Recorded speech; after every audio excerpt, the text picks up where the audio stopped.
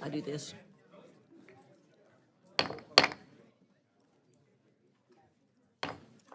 I call this meeting of Appropriations Committee to order.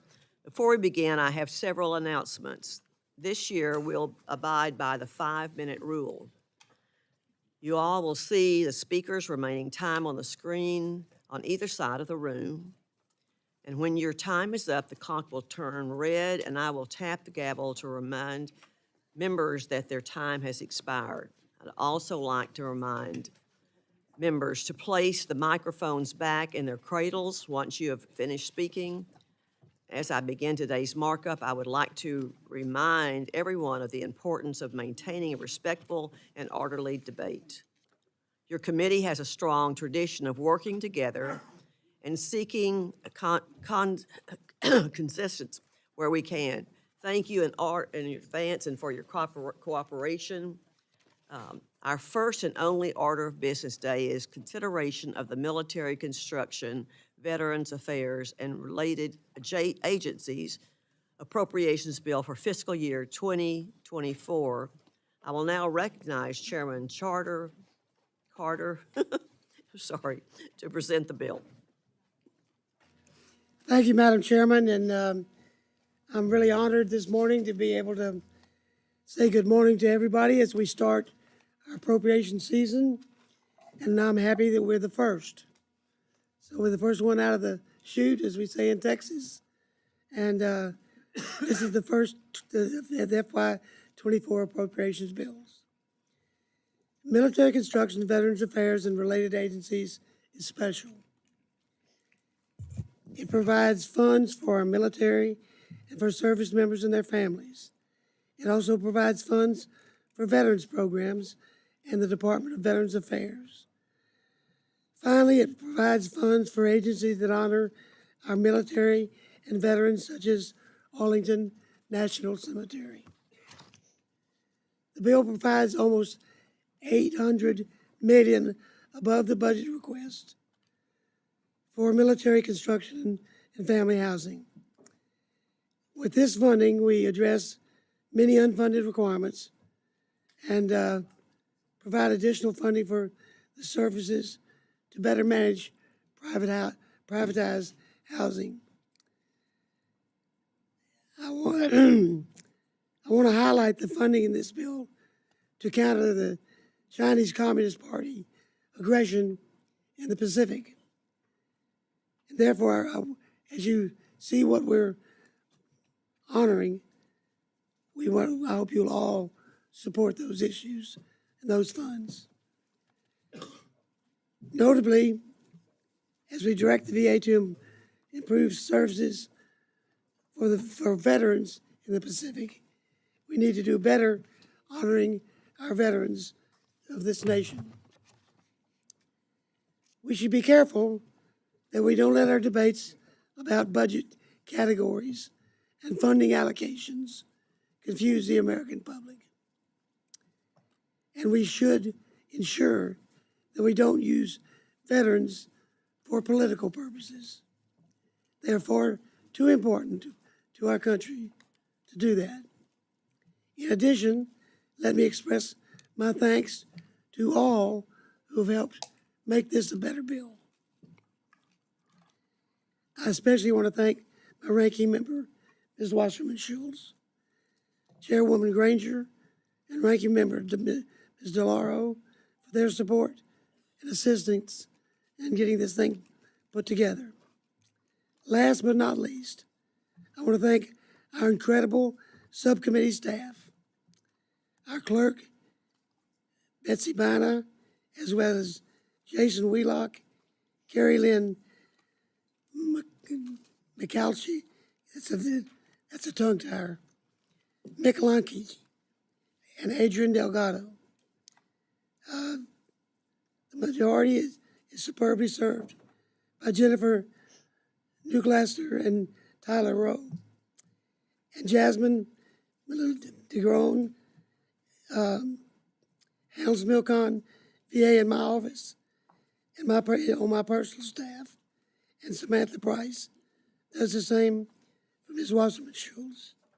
I'm deeply grateful and thankful for this staff who do great work and have had challenges through this whole season. With that, I yield back. I would now like to recognize Mrs. Wasserman Schultz for remarks on the bill. Thank you, Madam Chairwoman, for yielding. You know, when I began my legislative career 31 years ago, and I'm sure that this advice applied to nearly all of you when you first were running and then took elected office, and that was that the adage that you should never violate is that your word is your bond. You know, that no matter what happened, and that also your enemy today is going to be your best friend tomorrow, so don't burn your bridges. Many of you on the other side of the aisle are friends of mine. We duke it out in the arena. We sleep with our fists balled up. We have vigorous debates and discussions. And then the world would be surprised to learn how well we get along outside of this room. And that is one of the reasons that I have loved being on the Appropriations Committee for 16 of my 18 years that I have been here. It's because the culture of this committee has always been that there are Democrats, Republicans, and appropriators. And so for you relatively new appropriators, I hope that what we're likely about to go through over the next few weeks is not a permanent example of how we run this process. Because this process is likely to unfold in a more disappointing way than I know I have experienced as a member of this committee, even when we vehemently disagree on policy. Just last summer, we passed historic monumental legislation on a bipartisan basis, the PACT Act, to better serve and better take care of our veterans of all wars who've been exposed to harmful chemicals like Agent Orange, burn pits, and other toxic substances. As part of that legislation, we established again, on a bipartisan basis, the Cost of War Toxic Exposures Fund to ensure the steep cost of healthcare and services related to toxic exposures will always have its own guaranteed, dedicated funding stream. That funding for toxic exposures should not have to compete with other discretionary priorities. That funding for toxic exposures is so important and necessary that we provided its own funding source to ensure that we keep our promise to our veterans to take care of them. And the theme of my remarks that you will hear loud and clear is keeping our promises.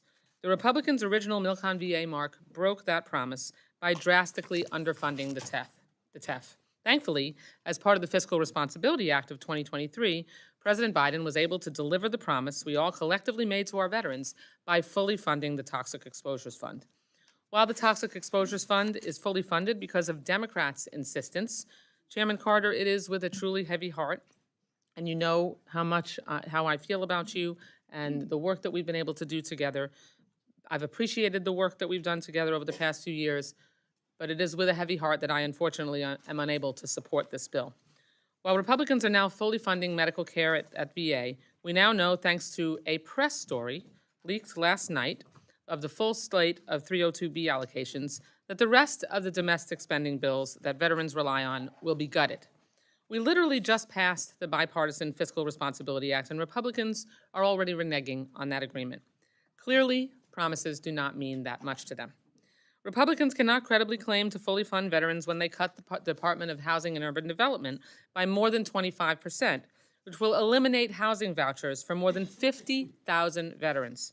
Republicans cannot credibly claim to fully fund veterans when they cut the Department of Labor more than 30%, which will eliminate job training for more than 4,200 veterans who are experiencing or at risk of homelessness. The Milcon VA bill is just one piece of the puzzle, and gutting all the other programs that veterans rely on throughout the federal government breaks our promises to veterans, and I cannot and will not support any of it. Republicans are introducing sham bills that they know will be rejected by the Senate because they do not adhere to the agreement that we made just a couple of weeks ago. Why are you wasting our time? We all know where we're gonna end up. This is reckless and irresponsible.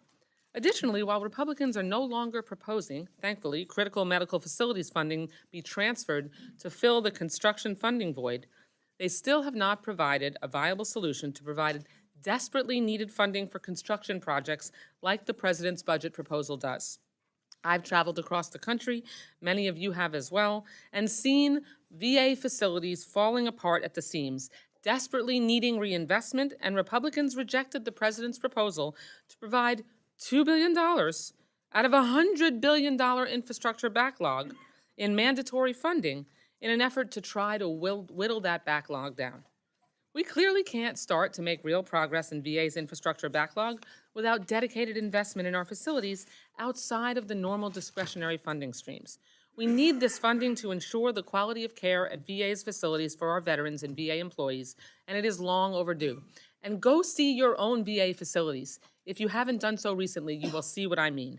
On the Milcon side, this is really unbelievable. This bill actually cuts funding for service members and their families by $1.3 billion compared to the current enacted level. Compared to current services. Furthermore, Republicans want to cut military construction funding today by another $200 million in an amendment that we will vote on today. So this bill could actually be cutting funding for military construction by $1.5 billion compared to the enacted level. And my friends, I will add that ask any of our military leadership, 30% of our military infrastructure worldwide is currently in fair or poor condition. We have a recruitment and retention problem, and Republicans are cutting funding for military construction. We have a major quality of life issue for our service members, and Republicans are cutting funding for military construction. Republicans cut dedicated funding for PFAS remediation and cleanup, and dedicated funding for military installation, climate change, and resilient projects. We are backtracking on our commitment to our service members and their families. And lastly, I would be remiss if I did not mention how disappointing the community funding project funding process has been this year. It's disappointing that Republicans wouldn't give us an allocation that would support the seven Democratic projects that were submitted to this subcommittee. This bill only provides $15.3 million for Democratic CPFs, when over $400 million was requested. But it did support $279 million for Republican CPFs. Now, lest you think that that's just the way the cookie crumbles when the majority switches to the minority, we didn't treat Republicans that way when we were in the majority. In fact, we fully funded Republican CPFs that were executable. This is just one more way that Republicans are shortchanging the American people. I cannot, in good conscience, support this bill, and it saddens me. It genuinely saddens me. If you've been on this committee long enough, you know that this is usually the first out of the gate because this bill is so bipartisan, because we walk in lockstep, even when the votes come out, opposite one another. We have a long-standing tradition of bipartisanship. I hope that we can work together going forward in good faith to take care of our veterans, service members, and their families in the way they deserve. That will need to mean fixing this bill and bringing it back to the levels necessary to ensure that we don't break our promises, that we don't break our promises to our veterans and our service members, and we don't break our promises to one another. Thank you. And last but not least, I also want to thank Jenny Nuschler, Tyler Coe, who are my staff and work incredibly hard on this bill. Samantha Price is on my personal staff that handles this bill, and Judge Carter's staff as well. Thank you, and I yield back. As we begin our first full committee markup for fiscal year 2024, I want to take a moment to remind everyone what happened with government spending in the last 2 years and explain the challenges this committee now has ahead of us. During the previous Congress, $3 trillion were spent outside the normal appropriations process. As spending skyrocketed, so did inflation. There was damage done to the economy, and the work of this committee changed significantly over these 2 years. This is why earlier this year, I asked subcommittee chairs to evaluate all the funding in the pipeline. When the President's budget finally arrived, I directed them to review each agency's budget line by line. They did excellent work identifying savings in many areas. These spending will allow us to reduce overall spending without shortchanging what is most important: national defense, homeland security, and veterans. We're demonstrating our commitment to these priorities, both starting our markups today with this important piece of legislation, the Military Construction and Veterans Affairs Bill. As I have said before, we can and we will reduce spending on lower priority programs while honoring our commitment to our veterans. This bill makes good on that promise by fully funding veterans' health care. I will ensure our veterans get the medical treatment and benefits that they deserve. Specifically, the bill prioritizes our nation's heroes by providing critical funding for military bases and facilities, improving the quality of life for our service members and their families, and ensuring our veterans are appropriately honored in our cemeteries and battle monuments. I thank Chairman Carter and all of the members and staff on both sides of the aisle for their hard work. This is a strong bill, and everyone should be able to support it. I now recognize Ranking Member DeLauro for her opening remarks. Thank you very much, Chairwoman Granger, for yielding. And now I say thank you to you, Chairman Carter and Ranking Member Wasserman Schultz, for your work on this subcommittee. Let me also say a thank you to the majority and minority staff, particularly Jenny Nuschler and Tyler Coe, and to your staff, Judge Carter, as well, for their great work. We all know that our names stay on the door because of the great work that the staff does on our behalf, but on behalf of the American people. Chairwoman Granger, I spoke at our organizational meeting in February about your significant role in this committee's history, being the first Republican woman to chair the committee. And as we head into the first substantive markup of your tenure, I want to reiterate my congratulations to you for the important role you are fulfilling in this institution's history. Given the historic occasion, I wish we were here under different circumstances, and sadly, that is not the case. This is the first 2024 bill we are marking up in full committee, and despite having a bill with a top line signed into law, we are operating under unprecedented circumstances that follow a months-long saga of Republicans holding the global economy hostage and placing us on the brink of default and economic catastrophe. Just a couple of months ago, as part of their Default on America Act, a bill that did nothing to protect veterans, 217 House Republicans voted in support of immediately clawing back $2 billion in funding for veterans' medical care. This outrageous Republican proposal would have put veterans' health care in jeopardy. In fact, I testified for 6 hours before the Rules Committee on the harmful impacts their reckless policies would have on veterans. And I have worked tirelessly ever since to make these harmful impacts known. And at long last, the measures we will consider today make clear that our hard work has paid off because they have finally relented on clawing back that $2 billion for veterans' medical care. House Democrats have secured protection for that funding, and the Department of Veterans Affairs will be able to continue to spend those essential resources for veterans' medical care.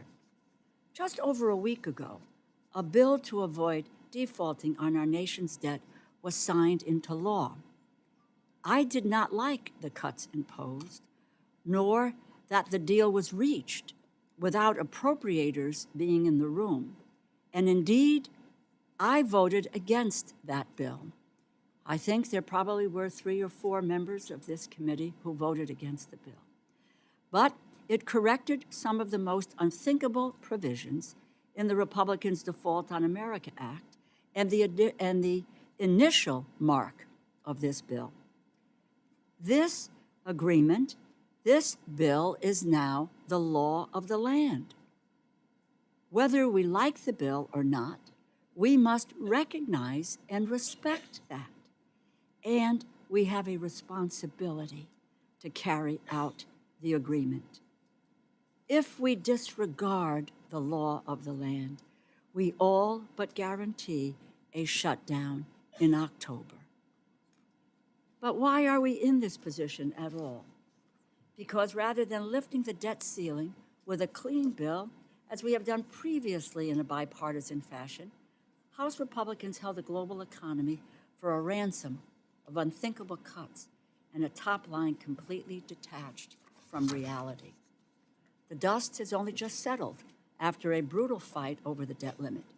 The ink of the president's signature is hardly dry. It is no secret that I am no fan of where we ended up, but we have a path to funding the United States government on time, and we ought to take that path. When I was chair of this committee, I made sure everyone learned subcommittee allocations from me, not from the press, out of respect for my colleagues and this institution. Asking us to vote on this bill hours after we learned the full slate of cuts is disingenuous and is fooling no one. Not to mention, this exchange of information hours after it was given to the press and right before we head into the first full committee markup is really a massive departure from how we treated Republicans when we had the pen.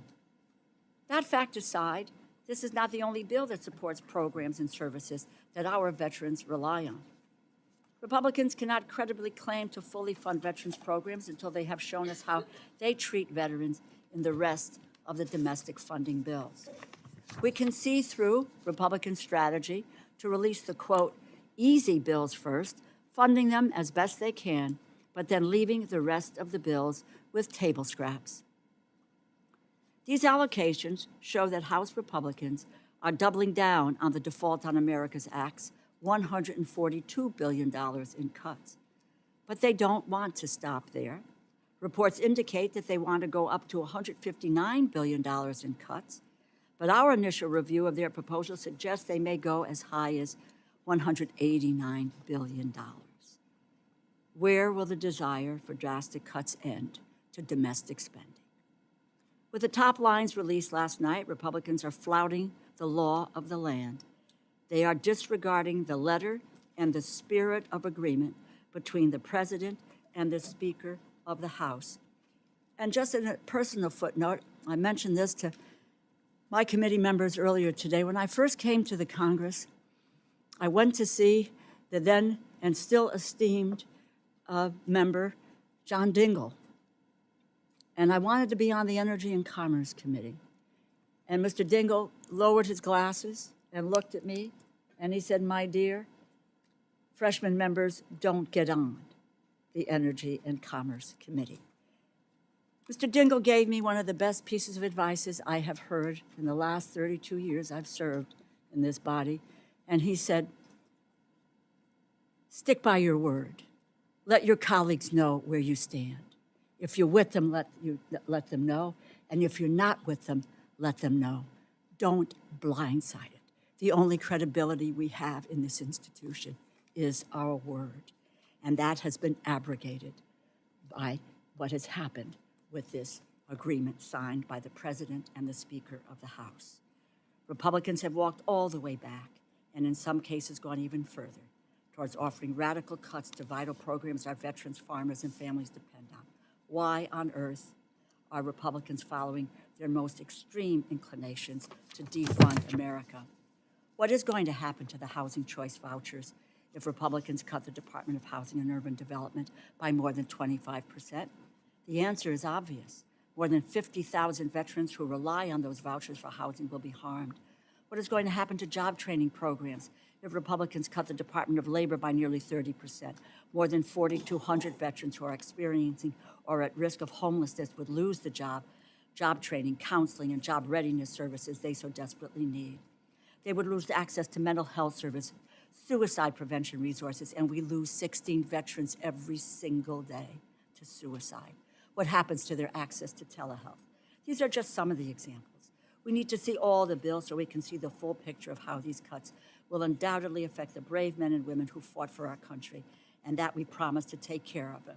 Just 20 days ago, we were supposed to gather here to consider the Military Construction and Veterans Affairs Appropriations Bill that Republicans supported in subcommittee. That bill provided for the transfer of $4.5 billion in critical funding for veterans' medical care to other purposes, made drastic cuts to dedicated funding for veterans' exposure to Agent Orange, burn pits, and other toxic substances.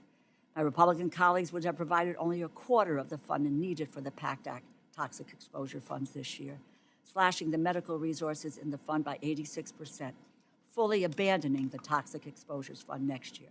But we were watching, and thanks to the work of veterans organizations, House Democrats, Republicans were shamed out of their attacks on the programs and services veterans across the country depend on. Thank goodness my colleagues were capable of being shamed to accept what myself, Ranking Member Wasserman Schultz, House Democratic colleagues, and the veteran service organizations and others have been saying since last August. The PACT Act contained a pledge in law to provide the necessary funding, dedicated funding, to carry out the promises in that legislation. My colleagues' proposal to renege on those promises would have been a betrayal of our nation's heroes of unspeakable proportions. And I'm glad this full funding of the Toxic Exposures Fund made it into this final agreement. Even after we go through this process of fixing the original 2024 Military Construction, Veterans Affairs, and related agencies funding, the bill, it will still fall far short of our commitment to veterans, service members, and their families. The bill will cut construction over $1.3 billion. It bogs down the entire process of funding the government by including harmful riders that have no chance of making it into law. For these reasons, I cannot support this bill, and I hope that my Republican colleagues will decide to rethink their strategy, follow the law, and work with us to fund the government in a timely manner as we move through this process. I thank you, and I yield back. Are there any other members wishing to make general comments about the bill? Mr. Rogers, I recognize.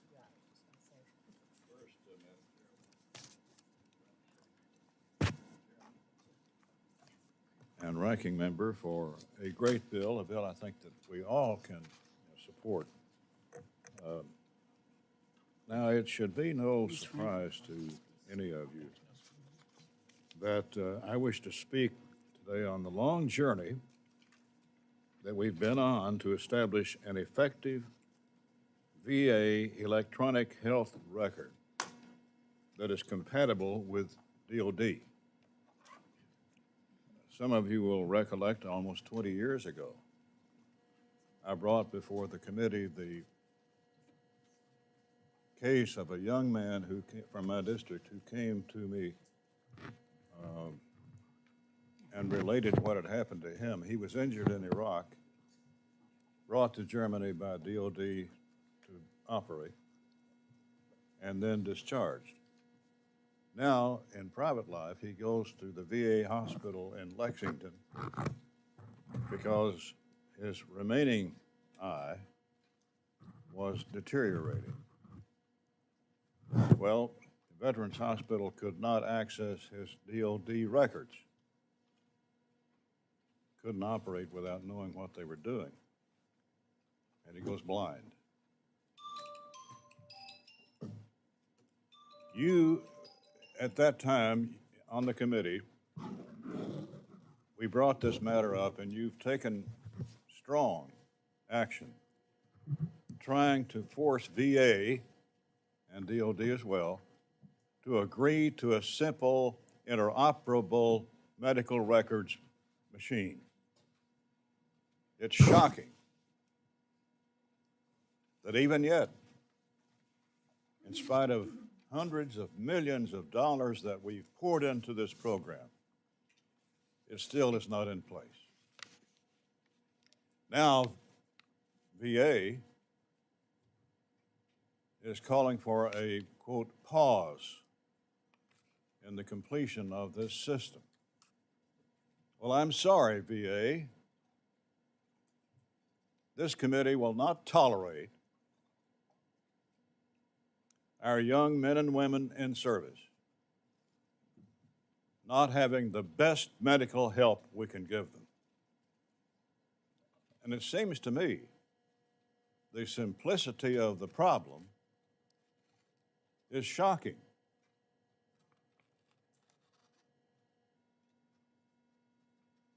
Well, DOD, I have to say, is doing their part. The vendors who are working on the problem, and for years have been, says that 75% of the problem is at leadership at VA. Leadership at VA. After 20 years and hundreds of millions of dollars that you've poured into this problem, bureaucrats continue to clog the works. And that young soldier from my district I told you about, that case is being duplicated as we speak. VA can't get DOD medical records, and vice versa. Why can't you just plug the two computers together? That seems like the simple answer, but don't ask VA, because they don't know it. Well, Travis Fugit, the young soldier I told you about, still lives in my district. But of course, being blind, he's limited in what he can qualify to do because of the negligence and carelessness of VA. And I appreciate the chairman putting in the bill report, the report language that mandates that this get done and withholds funds until it does. Thank you, sir. So I would hope that you would pass this bill, including this language, which will prevent another Travis Fugit from going blind on our watch. Thank you.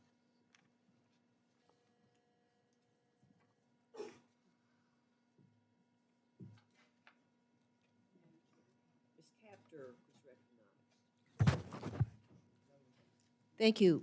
Thank you, Chairwoman Granger and Ranking Member DeLauro, Chair Carter, and Ranking Member Wasserman Schultz. I'm really concerned by this fiscal year 2024 Military Construction and Veterans Affairs Appropriations Bill.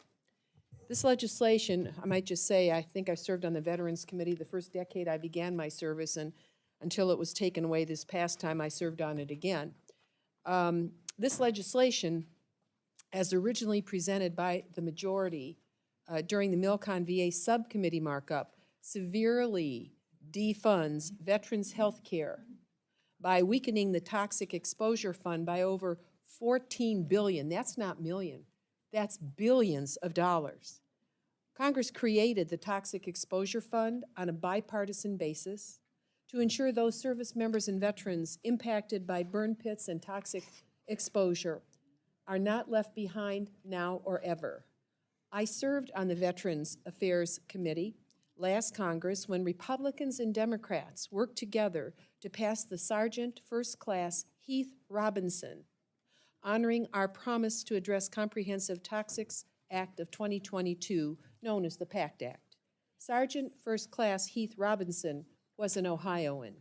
He deployed to Kosovo and Iraq with the Ohio National Guard. He died in 2020 from toxic exposure after serving his country most honorably. He was a sergeant, first class.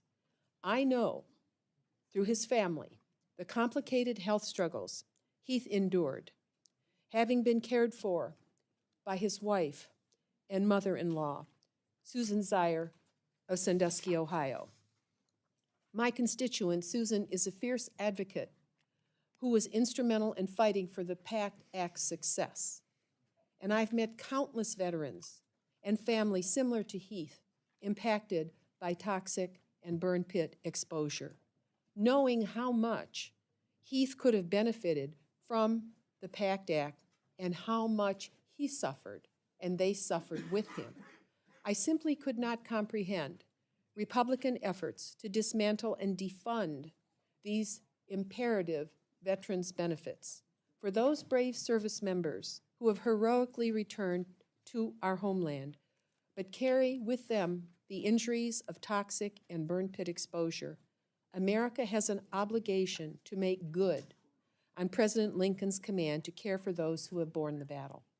Fully funding the PACT Act is a critical priority for Democrats. And I must reiterate that if you look at the funding of positions within the VA, they're 15,000 short. So when they can't help, sometimes it's because the staff just isn't there. They are short from coast to coast. We must fund those empty slots. I stand united with my colleagues to support our U.S. military and all our troops who return home with wounds. The majority mustn't turn their back on the promise and commitment to those who have so faithfully and courageously served us all. However, without an amendment championed by congressional Democrats, this bill simply breaks America's promise to our veterans. Thank you, and I yield back. Mr. Garcia is recognized.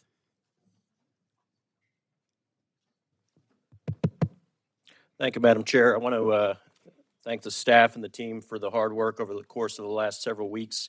I haven't been here for 31 years like some assert. I've been here for just 3 years, and I'm very proud to support this bill because it does fully fund the Veterans Administration. It doesn't actually cut a single penny from veterans benefits, which is the commitment that we have been making within the House Republican Conference for the last several decades, but especially the last several months. And I do find it a little ironic that the Democrats are questioning and frankly criticizing this dollar value when we are literally marking to the president's budget request value. So I think that needs to be highlighted. To put things in perspective, this bill is roughly $3 billion higher than what was executed in FY23. 3 years ago, when I first came to this committee, this bill is $34 billion, or roughly 36% higher than what we were funding the VA at that point. And despite our higher funding levels, despite our commitment to our veterans, I would submit that that is still in stark contrast to the performance that we're seeing out of the VA. The VA needs to do better. In my district, Madam Chair, we have veteran constituents that have to drive 4 to 5 hours to be seen. In some cases, when they arrive, in many cases, those appointments are canceled. This pie-in-the-sky CBOC construct, or community-based outpatient clinic, is not being fully realized, not being fully executed, not being fully staffed, and still providing below-average care. The VA is not honoring its commitment to execute the Mission Act, which allows veterans the ability to seek service with civilian caregivers in their local communities. The VA is not allowing them to seek that service, and when they do get that service, they don't oftentimes reimburse those local civilians services, which disincentivizes them from participating. The VA is still not allowing GI benefits to be flowed to schools that don't take federal funding. That's a new wrinkle, but we have colleges in our local area that have refused to take federal funding, and because of that, they are no longer allowed to have students attend on GI Bill benefits. And the bottom line, Madam Chair, is that while we are fully funding the VA, we're not cutting VA benefits within this bill. The VA needs to itself do better. A veteran should not have to call their member of Congress like we see on a daily basis. We all get veterans calling our office on a daily basis seeking basic help and needs for something that, frankly, the VA should be responsible for. We're proud to do it. We're happy to do it. We will bend over backwards for our veterans, but a veteran should not have to call their member of Congress to get the service that they deserve. Frankly, the service that they have fought for, in many cases, given limbs in service of for our beautiful country. And it's shameful that they have to call us for that type of help. So I would also submit that the most painful financial impact on our veterans is the cumulative effect of inflation over the last 3 years. And I'm proud of the House Republican Conference fighting this very evil, wickedly brutal, regressive tax called inflation, which affects our service members and as well as our veterans, probably more so than any other demographic. So with that, proud to support this bill, but we should demand more from the VA, better performance and better care. I yield back. Ms. Frockel is recognized.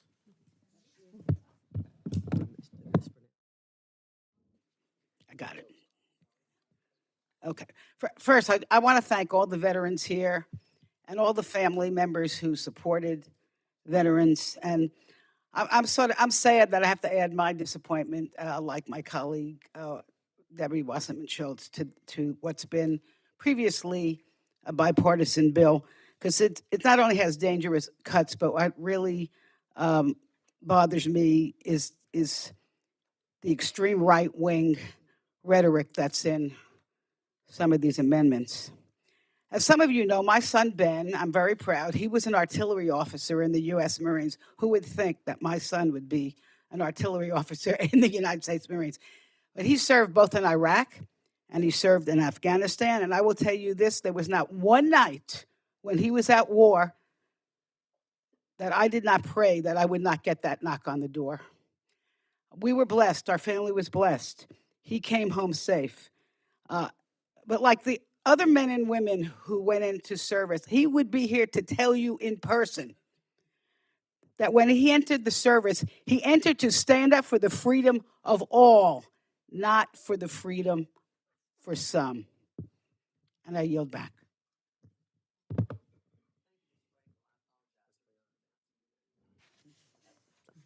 Mr. Gonzalez is recognized. Thank you, Chairwoman, and thank you for the committee for having the VA MilCon be our first hearing. I think it's very important. I spent 20 years in the military. I get my health care through the VA. So this isn't a political statement. This is where I get my health care. It's where my wife gets her health care. It's where my brother gets his health care. So I think it's important that we acknowledge that we have 13 veterans that are serving on this committee, 12 Republicans and 1 Democrat. So Mr. Womack served in the Army, Mr. Rogers served in the Army, Mr. Bishop served in the Army, Mr. Harris served in the Navy, Mr. Amodei served in the Army, Mr. Stewart served in the Air Force. We're going to miss him. Mr. Rethenschaller served in the Navy, Mr.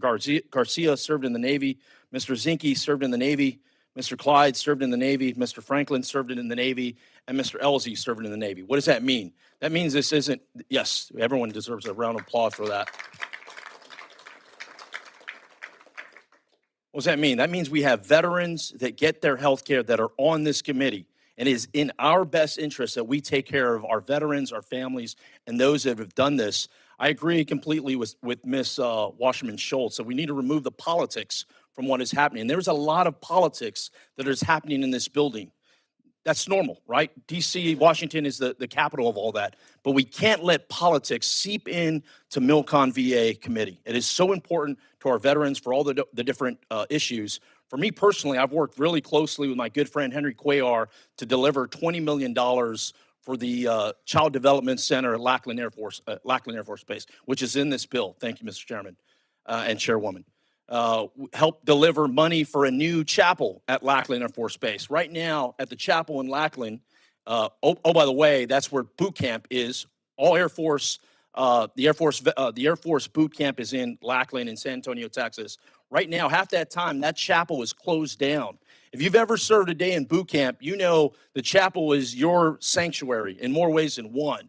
And so thank you for putting that into this bill. There's a lot of other wonderful things that are in here. I'm proud to support it. I think it's important that we all support it. This is the beginning of the process. Many of y'all that have been here for decades and longer understand that this is a process, and we have to keep that going. So thank you for the opportunity to speak, and I encourage all my colleagues to support this. Thank you very much. Mrs. Watson Coleman.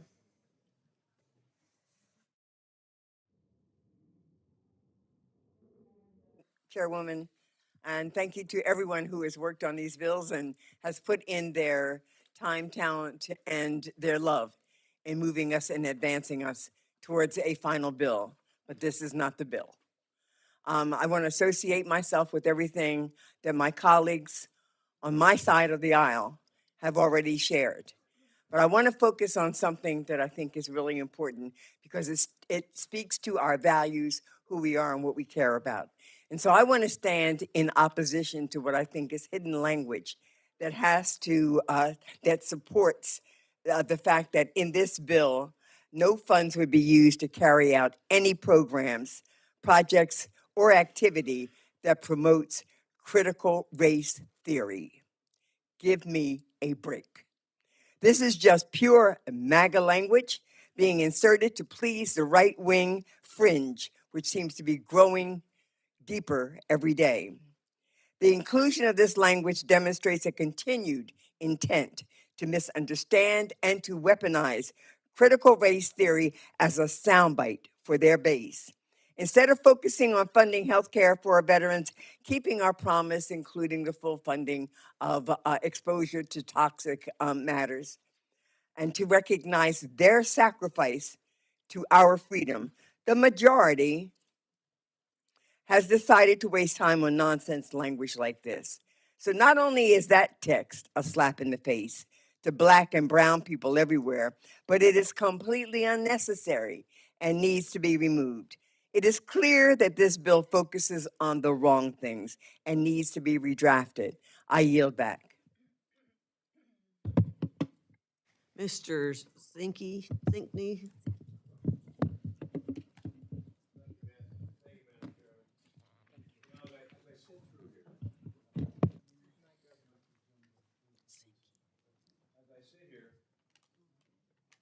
It's interesting because the minority has said this is a betrayal to veterans. I find that ironic because the minority who said it didn't serve. For those of us who did serve, it was a blood oath. It was a blood oath to defend the Constitution against all enemies, both foreign and domestic. And even though we've left service, we don't leave that oath. So this bill does exactly what it's intended to do, to support our veterans. It's a sacred, sacred commitment. I find it offensive to anyone who would say that I've betrayed a veteran who I've watched my brothers and sisters in combat give their life and die.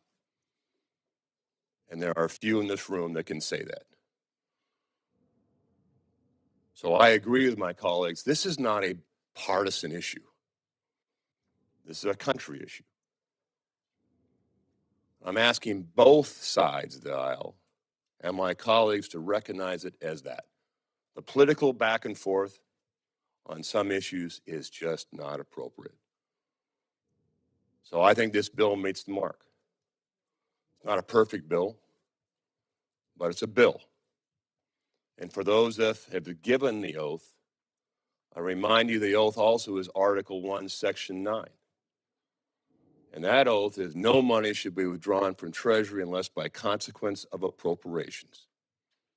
And Congress has an obligation, we have an obligation to review everything.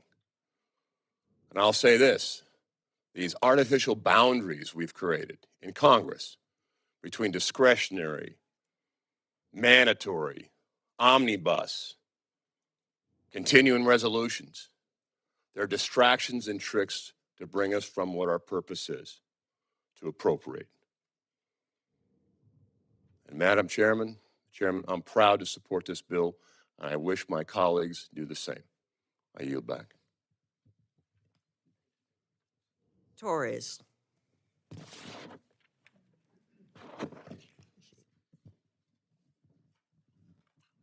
Thank you, Madam Chair. You know, it wasn't that long ago in January that after 4 days of voting, it took 15 ballots for Republicans to elect Speaker McCarthy because Republicans wanted to see more transparency in Congress. However, Republicans have continuously failed to provide the transparency they claim to fight for. I am disappointed that you think so little of Democratic priorities that you would fail to give us information about this bill until after releasing a press release to the press. I'm disappointed to see that the committee's initial bill did not support our men and women who selflessly served our country, my son included. Last August, President Biden signed the PACT Act into law, which provides benefits and health care to over 3 million veterans that were exposed to burn pits and other toxic substances. I am greatly disturbed that Republicans underfund the Toxic Exposure Fund that provides these benefits by $14.7 billion. The fund was created with bipartisan support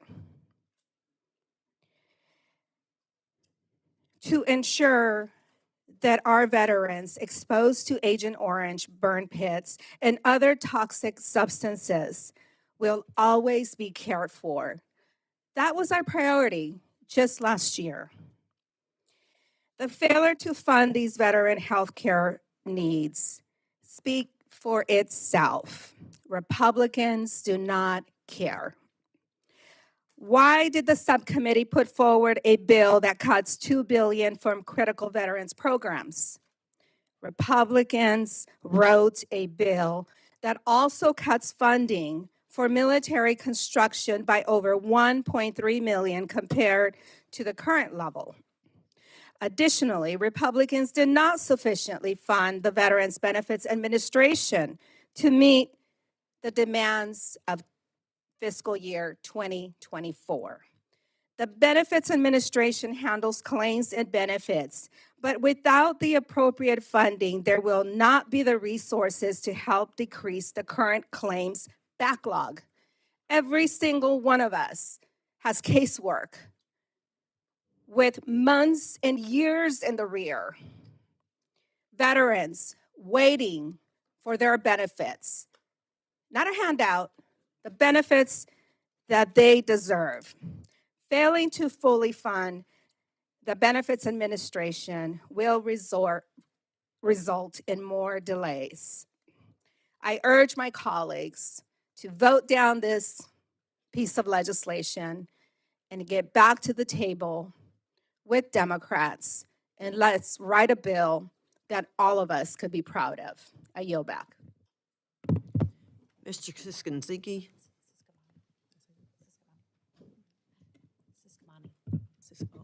Siskamani.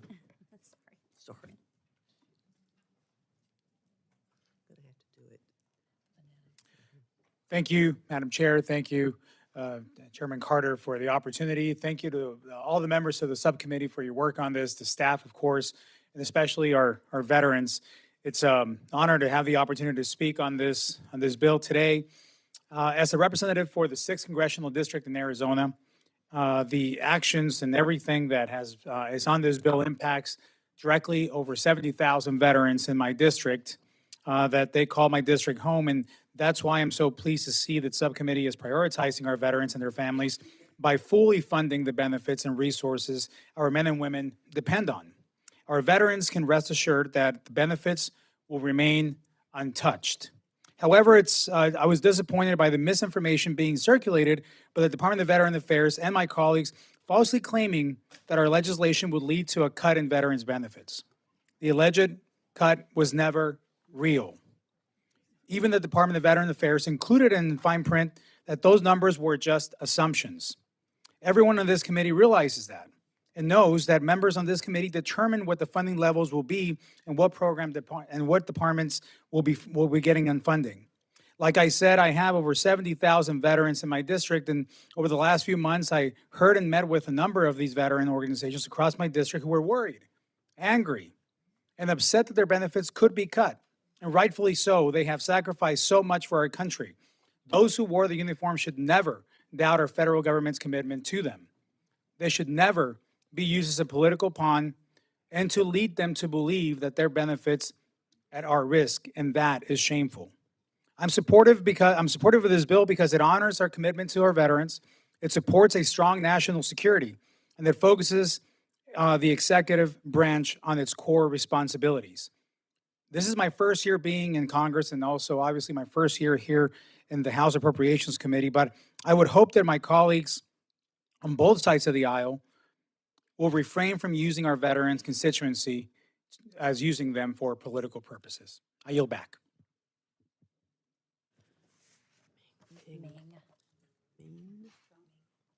Mr. Mean? Miss. No problem. Thank you, Madam Chair. I rise to express my dismay with this year's Milcon VA funding bill. This bill simply robs Peter to pay Paul. I am very grateful to my colleagues on both sides of the aisle who have served our country in the military. But they should know better. Although the bill increases funding for necessary programs to address veterans' homelessness, it does so at the expense of the housing, food, and job assistance programs that our veterans desperately need. By failing to write bills that follow the debt limit law and agreement, Republicans' cuts across the appropriations bill will reach deeper into other assistance programs our veterans need. Cuts of over 22% to the Department of Housing and Urban Development would threaten to leave thousands of veterans without food and shelter. Cuts of over 22% to the Department of Labor would ensure that veterans who are experiencing or at risk of homelessness would lose the support they so desperately need. This bill also critically underfunds our military construction efforts, backtracking on our promises to our service members and their families to provide safe and affordable housing. Finally, Republicans' attempts to insert reckless poison pill riders in this bill only further underscores how Republicans intend to treat our veterans. Your words are our veterans should not be used as a political pawn. We have a responsibility to support all of our constituents who serve, no matter who they love or where they come from. Republicans have made clear that not only are they unwilling to fulfill our commitment to our veterans, but they are also only willing to do so when it fits their extremist, misogynistic, and anti-LGBTQ agenda. We should not be able to choose which veteran we want to protect. As such, this bill is outright unacceptable, and I will be voting against it today. Thank you, Madam Chair. I yield back. Thank you. Mr. Trone?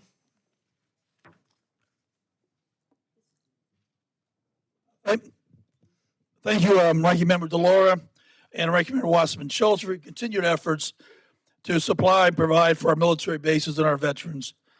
Last year, Congress successfully passed the Honoring Our Pact Act, which included the FASTA Presumptions Act, reducing the burden of proof for veterans exposed to toxic substances during their service, and ensure faster access to VA disability benefits.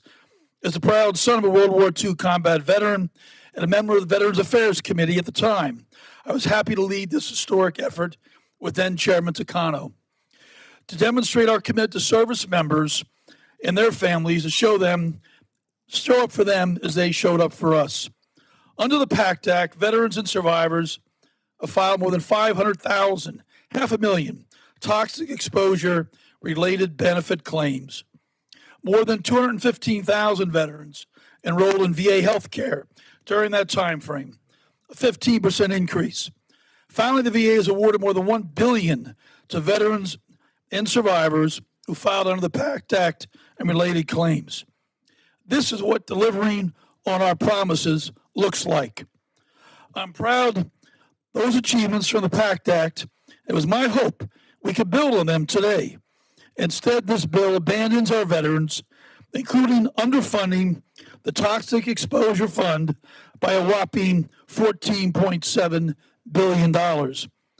Let's end Republican obfuscation, disinformation, and rhetoric about blood oaths. Give us a break. This bill leaves our veterans out in the cold. I encourage my colleagues to reject this legislation. It falls far short of the honor our veterans deserve. Thank you. Mr. Espaillat. Thank you. Thank you. Thank you, Madam Chair. I cannot in good faith support this bill. The inflation report that came out today yields some very good numbers. In fact, some of the lowest numbers, if not the lowest numbers in 2 years. But yet that has been ignored, and it has been referred to in light of these massive cuts. Congress should not be using this bill that funds health care and social programs for our veterans as a vehicle to score political points. It just should not do that. Yet this is precisely what Section 414 and 415 do in this bill. On January 2021 and February 2023, the president issued two pivotal executive orders. These orders directed a whole of government to enlist in an effort to issue policies that promote equity for underserved, economically disadvantaged, and historically disenfranchised communities, such as some of the communities that I represent in the 13th Congressional District of New York. Yet, Section 414 needlessly bans money from this bill for funding the initiatives of these executive orders. So, Section 415 of this bill also bans funding in this act from being used to promote, and I quote, and advance critical race theory, the legal framework that simply acknowledges systematic racism. When was it a cardinal sin to acknowledge systematic racism? Or did it never occur? And is it not occurring right now? Efforts at diversity, equity, and inclusion lifts everybody, including women, and should be celebrated. Instead, this legislation needlessly attempts to fan the flames of divisiveness and score against some political points. Our veterans, particularly those from underserved communities, some of which serve our nation in our deepest and most troubling times. In fact, some of them who did it without even being U.S. citizens, and when they died defending our nation, had to be given their citizenship posthumously. They deserve better. This bill does not do that, and for that, Madam Chair, I am compelled to vote no. I yield back. Ms. McCollum.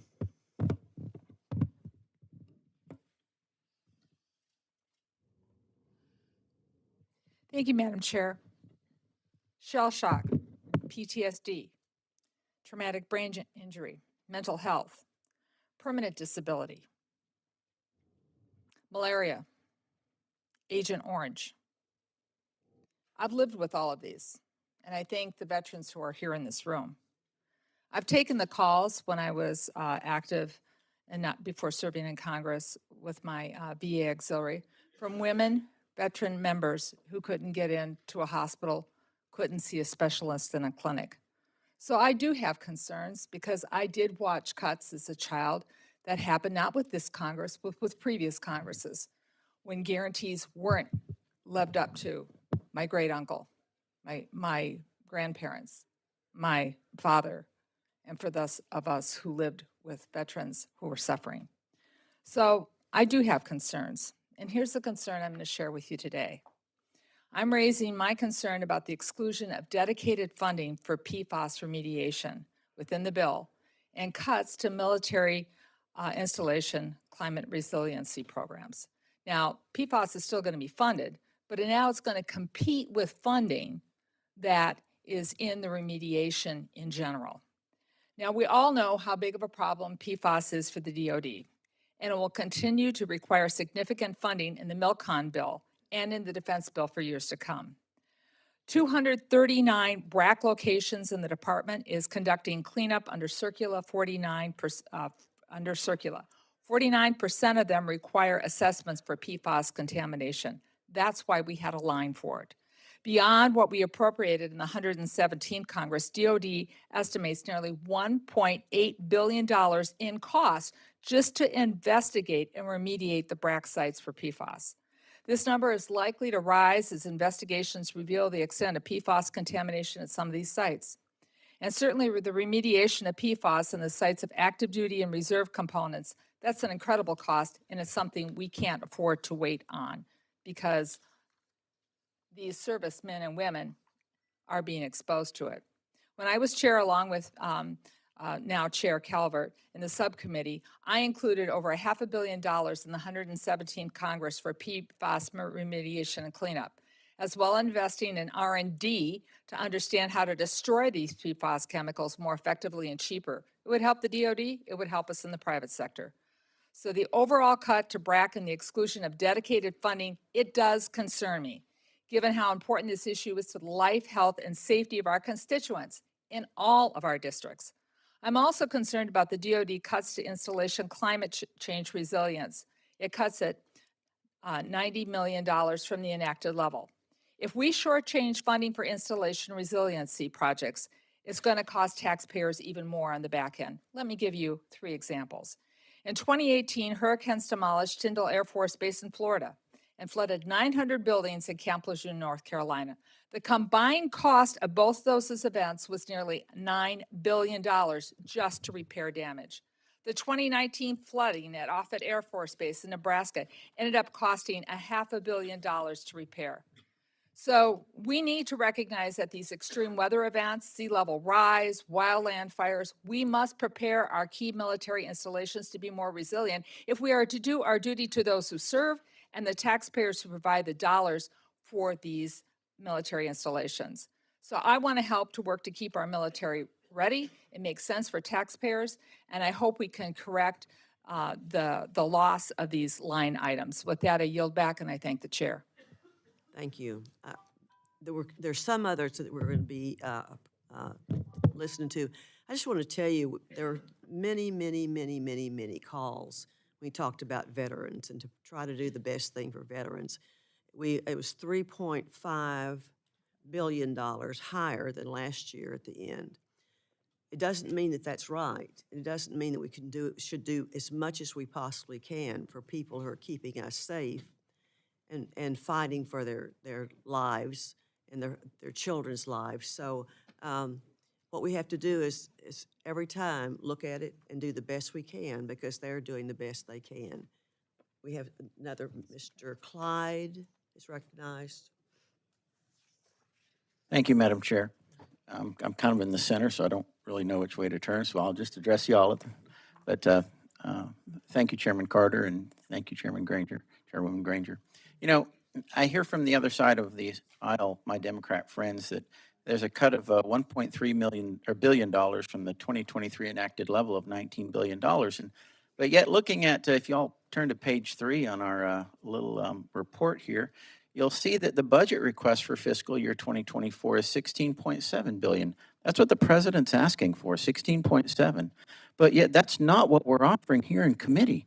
We're offering 17.7. That's $1 billion more than the president's actual request. So I don't understand where the folks, where my friends on the other side aren't excited about this, because we're offering a tremendous amount more in resources than the president is actually asking for. So I think that's a win for our military. And as a military veteran, a combat veteran myself, I think that's a good thing. So I stand in support, Madam Chair. Ms. Pingree.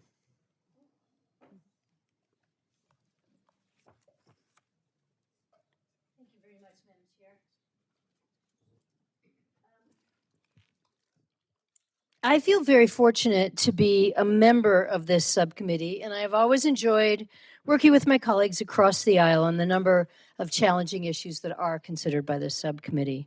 But unfortunately, today I must rise with the others to speak in opposition to the FY24 Military Construction, Veterans Affairs, and Related Agencies Funding Bill. The honorable men and women who serve in our nation's military do so at great risk. Their sacrifice and their families' sacrifices should never be taken for granted. In Maine, we are particularly proud to have a very high percentage of veterans and active duty serving in the military today. Congress has a moral obligation to keep the promises we made to veterans in return for their service, and this bill that we're voting on today does not do that. If it weren't for the Democrats, this bill would underfund Toxic Exposure Fund by nearly $15 billion, threatening care that approximately 3.5 million veterans exposed to toxic substances during deployment rely on. It also would have allowed for the transfer of $4.5 billion in veterans' medical care funding to areas outside of healthcare. I am proud that we were able to fight back against these harmful policies. But unfortunately, legislation still contains damaging cuts to funding for military construction, very critical to my state, and it fails to dedicate funding for PFAS remediation and cleanup. Beyond the legislation we're considering today, Republicans are working to cut funding for housing vouchers and countless other programs our nation's veterans rely on to make ends meet. So I urge my colleagues to fulfill our promises to the veterans and their families by opposing this bill, and I yield back.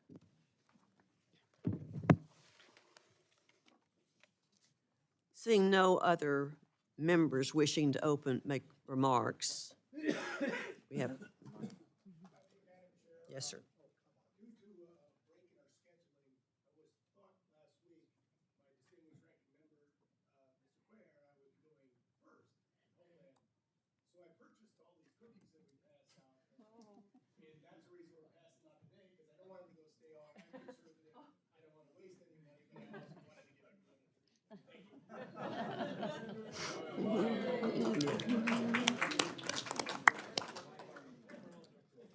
Are there any others wishing to speak? Okay. Seeing no other members wishing to make remarks, I'd like to recognize Chairman Carter to offer a manager's amendment.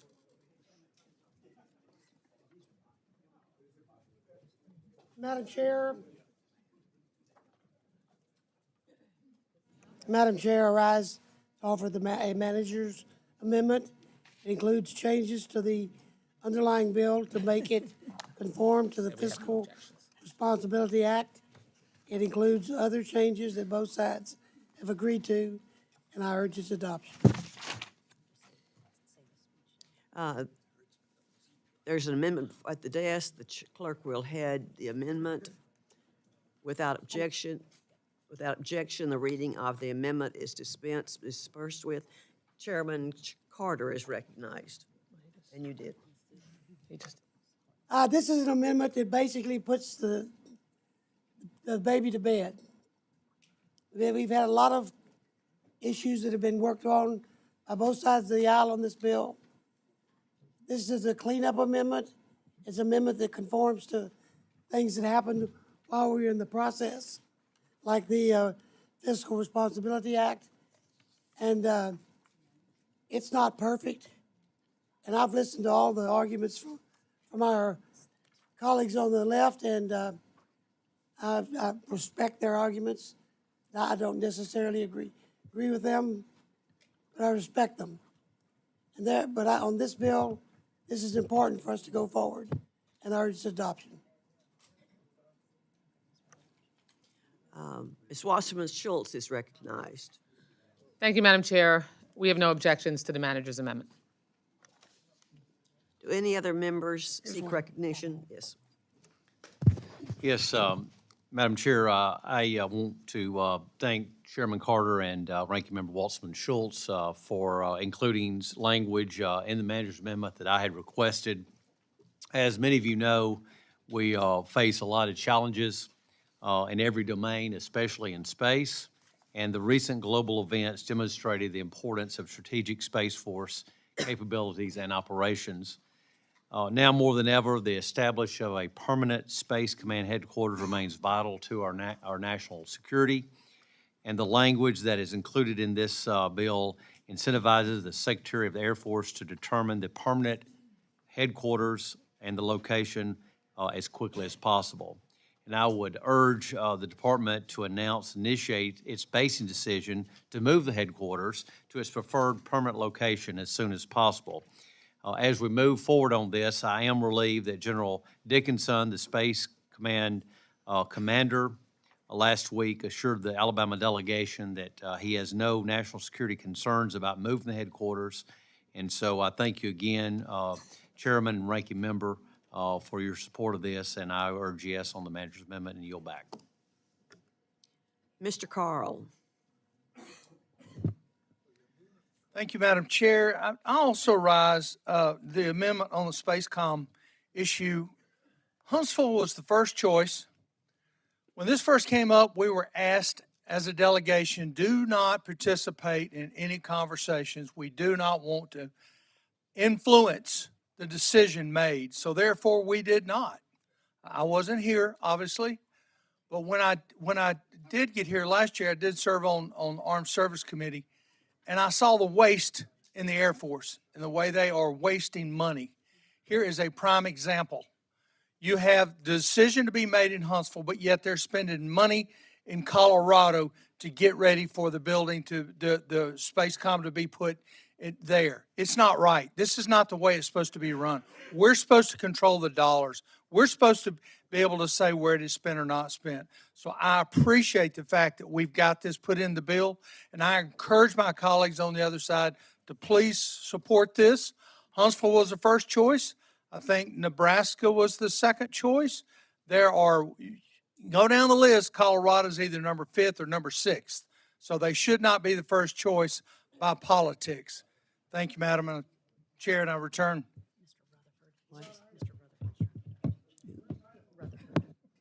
Mr. Rutherford. Thank you, Madam Chair. Thank you, Madam Chair. I rise in support of this amendment. For one reason, the VA's interim rule, their final rule on this reproductive health services is truly an abuse of taxpayers' money. This administration continues to look for ways to increase the access to abortions wherever they can, including mail-in.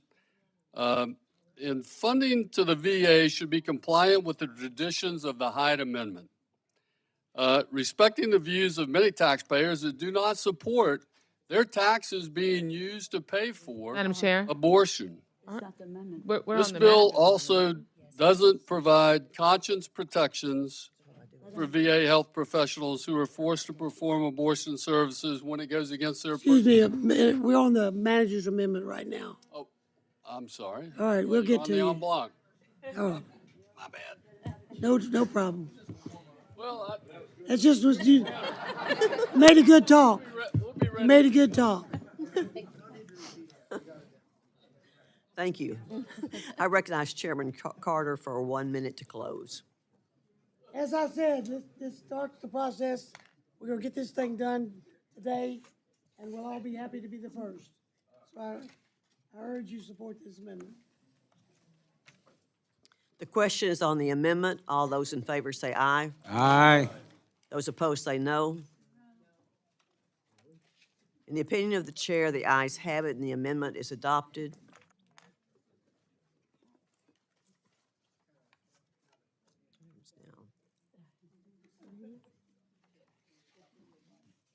Are there any other further amendments? Yes.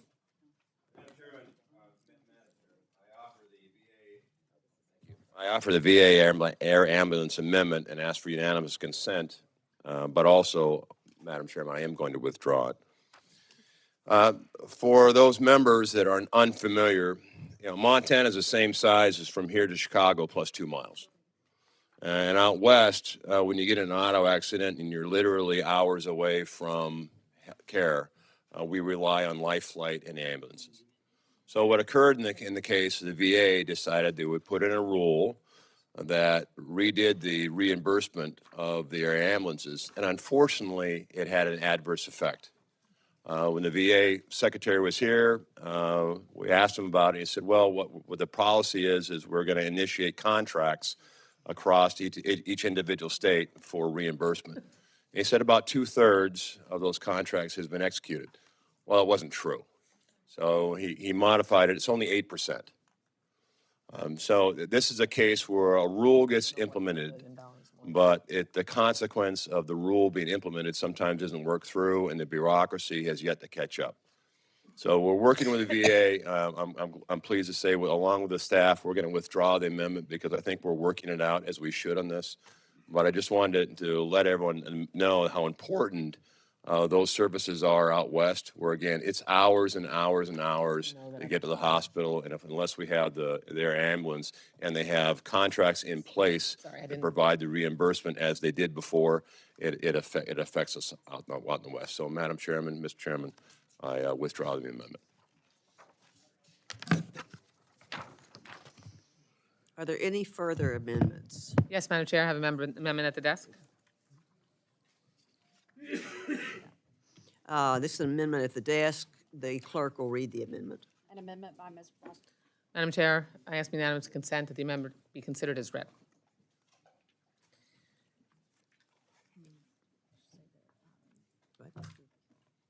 Sorry, patience. The gentleman's recognized. Thank you very much, Madam Chair. This amendment strikes the 2 Guantanamo Bay provisions Republicans continue to insist on including. Let me be clear, the Milcon VA bill does not include any funding for housing individuals detained at Guantanamo Bay. This rider does not belong in this subcommittee's bill. In short, there are no funds for this bill to direct the Department of Defense not to spend. This language, which has been uselessly carried in previous Milcon VA bills, is non-binding, is unnecessary, and inapplicable. Both the Trump administration and the Biden administration in 4 consecutive years proposed the removal of this same exact language in their budget requests. The debate surrounding Guantanamo Bay is far from over, but it simply does not make sense to have that debate here when it is not relevant to this bill. This amendment would also strike petty language from the House report, which would zero out funding for the VA Office of Public Affairs. The language is attempting to punish the Department of the Veterans Affairs for providing factual information in response to a congressional request for information. Providing such information is entirely within the department's purview and entirely different from actions of the last administration's cabinet to actively lobby Congress to take specific actions on pending pieces of legislation. Republicans just don't like that the facts that the VA provided actually hurt their goal of cutting VA's medical care, which we thankfully successfully stopped them from doing. These policy riders move us farther from a bipartisan agreement to fund the needs of our service members, veterans, and their families. I hope all of my colleagues will join me in supporting this amendment to remove the unnecessary, petty, and inapplicable riders. Madam Chair, I urge support for my amendment, and I yield back. Do any other members seek recognition to speak on the amendment? Mr. Carter? Madam Chair, I rise in opposition to the gentlelady's amendment. It's especially important to retain the critical provisions that keep dangerous detainees of Guantanamo away from the American people. If a facility is built to house detainees on U.S. soil, it would put Americans and unnecessary risk. We included the provision regarding the VA's Office of Public Affairs because the VA attempted to influence legislation before Congress. What is inappropriate, and I'm glad that we had this opportunity to do something about this. I urge you, my colleagues, to support this amendment, and you cannot bring evil to the shores of America. Will the gentleman yield? Yield back. Will the gentleman yield? Yes, I'll yield to you. Can the gentleman tell me the cost per inmate at Guantanamo? No, sir, I can't. I would suggest that it's the highest of any incarceration in the world.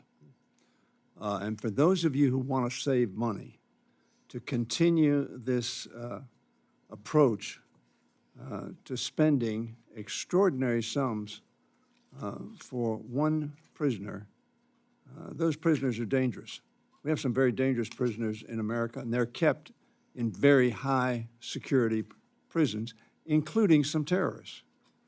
Mr. Chairman, I would suggest that you determine that number or your staff and let me know what that number is.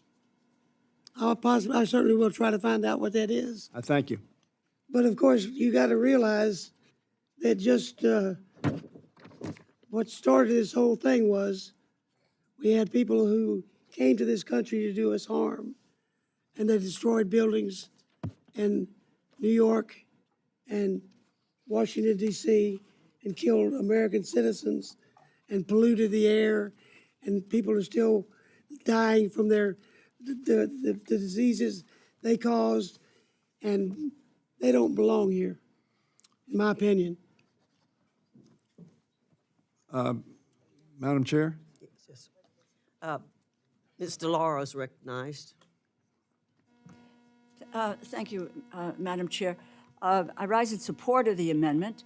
This amendment would strike riders inserted into the Milcon VA bill by my Republican colleagues, including one that zeroes out funding for the VA's Public and Intergovernmental Affairs Office.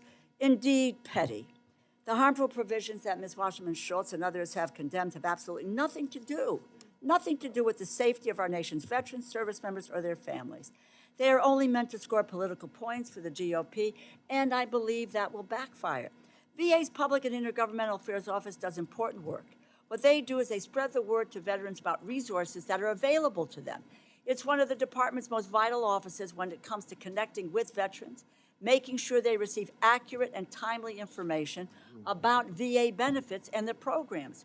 Earlier this year, the Public and Intergovernmental Affairs Office issued a press release that highlighted how the Republicans' budget cut proposals would, in fact, hurt veterans. It took weeks and relentless advocacy efforts by our veteran services organizations for Republicans to seek to improve their draconian proposals that they put the lives of thousands of veterans at risk. And I might add, 217 Republicans voted for the bill that would cut veterans' benefits. It seems to me that our colleagues on the other side of the aisle would prefer that veterans just don't know about dire consequences that budget cuts could mean for them or their families, and that the VA lose a key tool to connect with veterans. The bill before us today seeks to eliminate funding for VA's Public Affairs Office completely. That is not fully funding VA like my Republican colleagues claim to do. It really is shameful and petty. Ms. Wasserman Schultz's amendment strikes this provision among others, and I am proud to vote in favor of it. Yield back.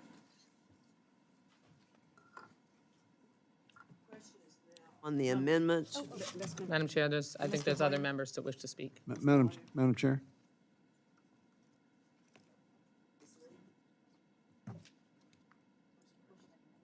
Okay.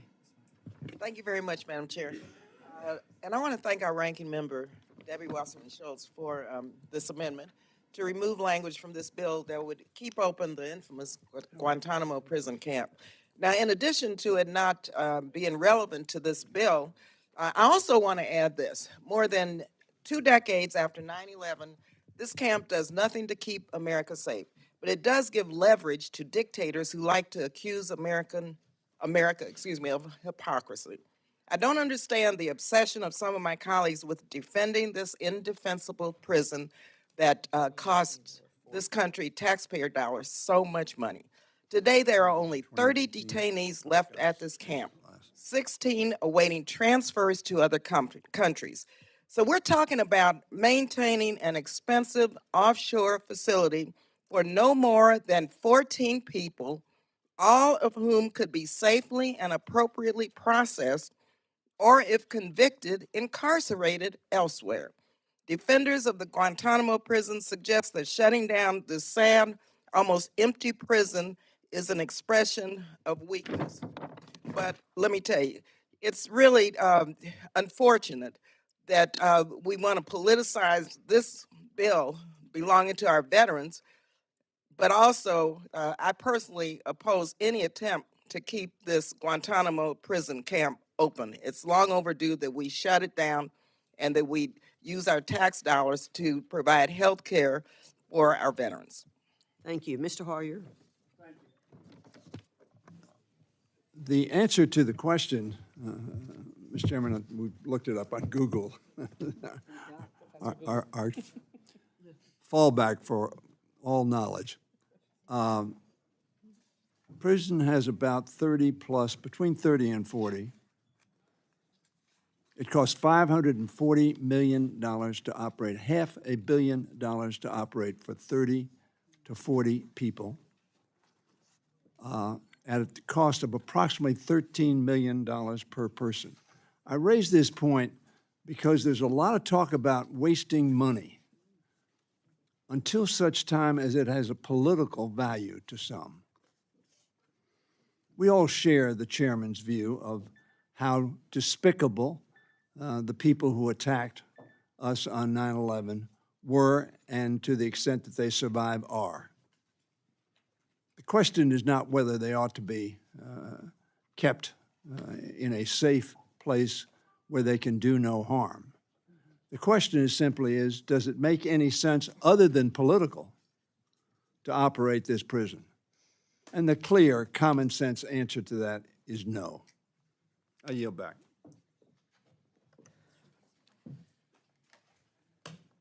Mr. Diaz-Balart?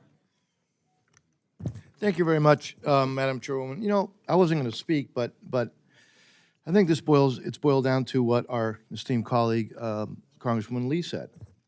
They want to shut down the Guantanamo prison. She said it.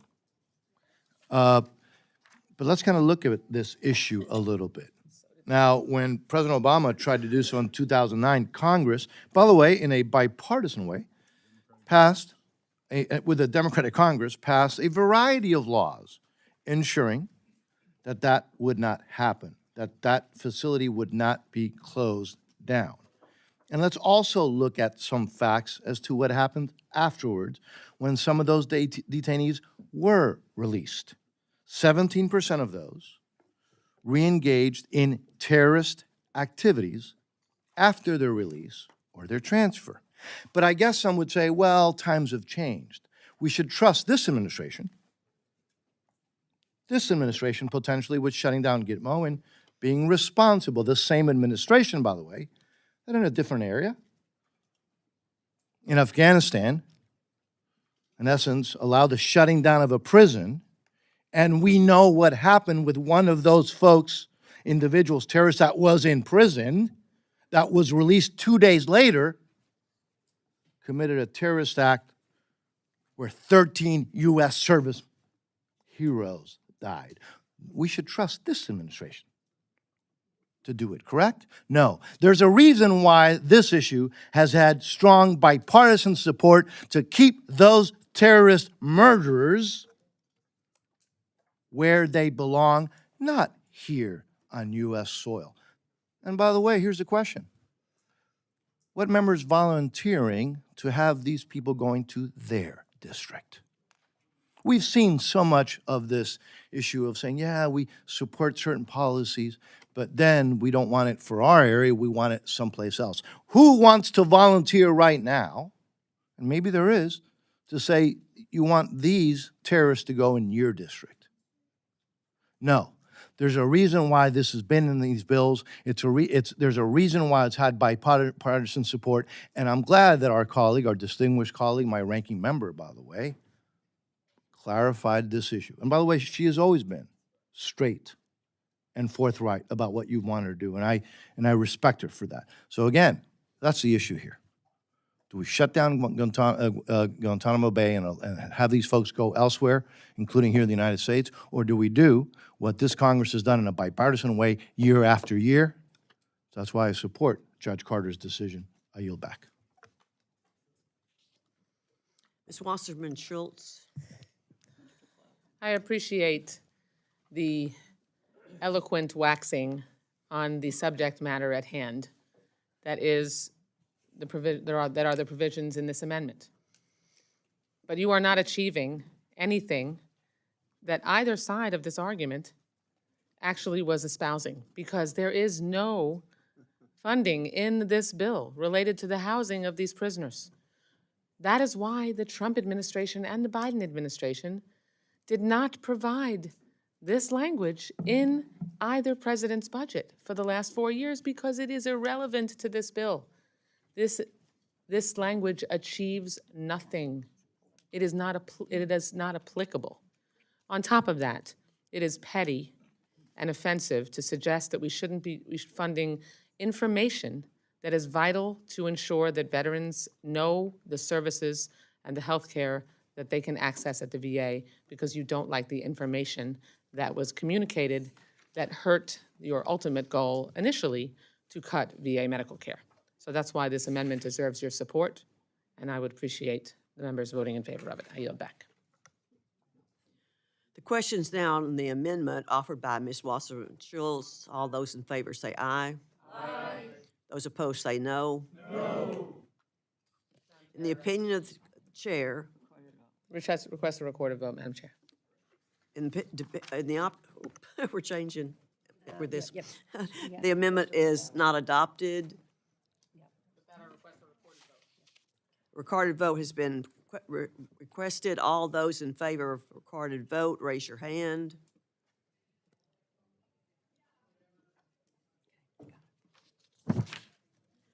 A sufficient number is a sufficient number in support. A recorded vote is ordered. The clerk will call the roll. Mr. Adderholt. Mr. Adderholt, no. Mr. Aguilar. Mr. Aguilar, yes. Mr. Amadei. Mr. Amadei, no. Mrs. Bice. Mrs. Bice, no. Mr. Bishop. Yes. Mr. Bishop, yes. Mr. Calvert. Mr. Calvert, no. Mr. Carl. No. Mr. Carl, no. Mr. Carter. No. Mr. Carter, no. Mr. Cartwright. Yes. Mr. Cartwright, yes. Mr. Case. Yes. Mr. Case, yes. Mr. Siscomani. No. Mr. Siscomani, no. Mr. Klein. No. Mr. Klein, no. Mr. Cloud. No. Mr. Cloud, no. Mr. Clyde. No. Mr. Clyde, no. Mr. Cole. No. Mr. Cole, no. Mr. Cuellar. Mr. Cuellar, no. Ms. DeLauro. Aye. Ms. DeLauro, aye. Mr. Diaz-Balart. No. Mr. Diaz-Balart, no. Mr. Elzey. No. Mr. Elzey, no. Mr. Espaillat. Yes. Mr. Espaillat, yes. Mr. Fleischman. No. Mr. Fleischman, no. Ms. Frankel. Yes. Ms. Frankel, yes. Mr. Franklin. No. Mr. Franklin, no. Mr. Garcia. No. Mr. Garcia, no. Mr. Gonzalez. No. Mr. Gonzalez, no. Ms. Granger. No. Ms. Granger, no. Mr. Guest. No. Mr. Guest, no. Mr. Harder. Yes. Mr. Harder, yes. Dr. Harris. No. Dr. Harris, no. Mrs. Henson. No. Mrs. Henson, no. Mr. Hoyer. Aye. Mr. Hoyer, aye. Mr. Joyce. No. Mr. Joyce, no. Ms. Capter. Aye. Ms. Capter, aye. Mr. Kilmer. Aye. Mr. Kilmer, aye. Mr. LaTurner. No. Mr. LaTurner, no. Ms. Lee of California. Aye.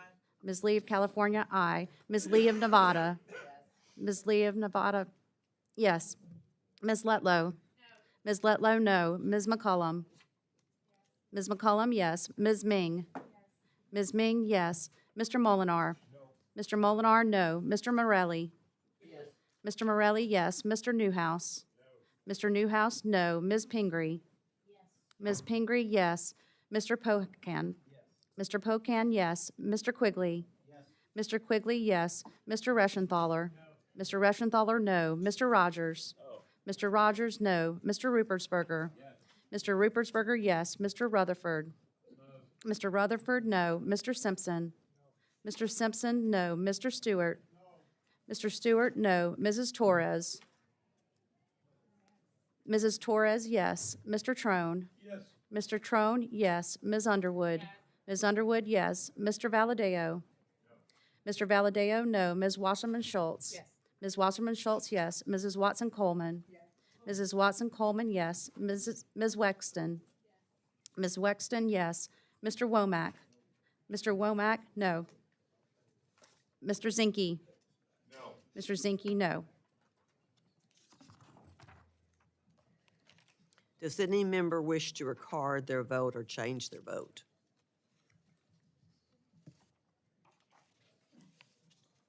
The clerk will tally.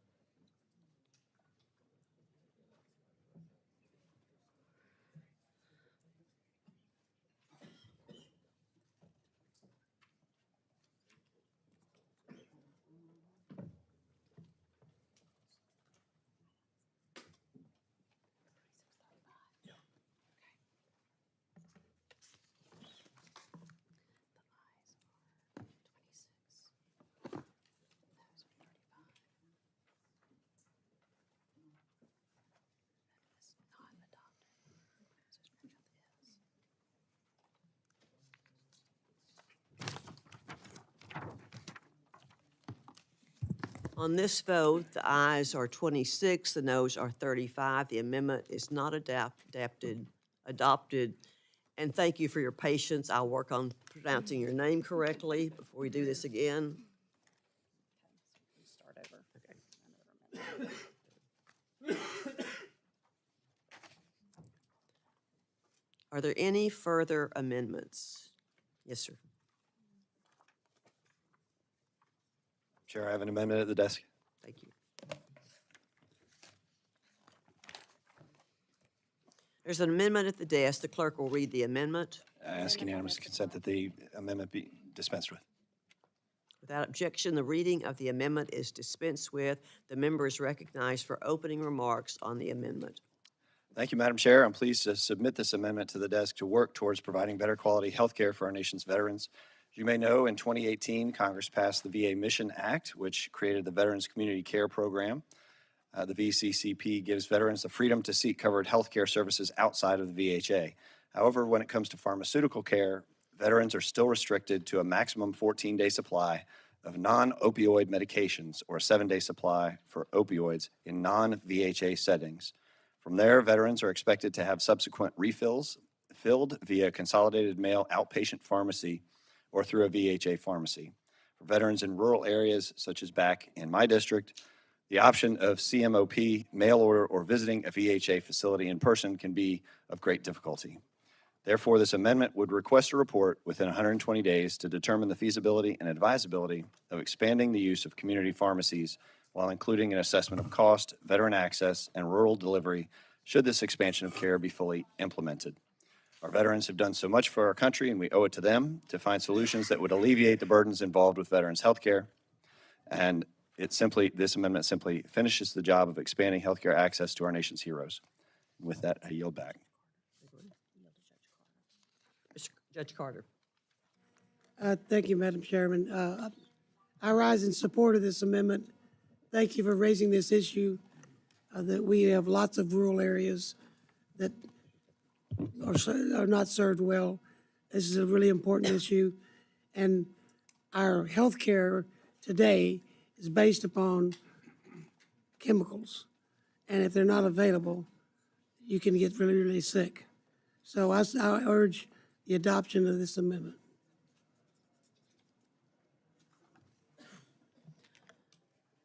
That's Wasserman Schultz. Ms. Wasserman Schultz. Thank you, Madam Chair. We have no objection to the amendment. Mr. Adderholt. Yeah, I'll be real brief. I just want to rise in strong support of the Klein Amendment and rural areas that I have, I know that Congressman Klein has, and so many in this room have, that our veterans need better access to pharmacy services, and allow them to have access to community pharmacy is a win-win for our veterans and small-town pharmacies, and so I encourage support of the amendment. Mr. Bishop. I rise in support of the amendment. I think that it certainly supports our veterans. 50% of my district is rural, and community pharmacies serve a very, very valuable role, and I associate myself with the remarks already made in favor of it, and I urge the support of this amendment.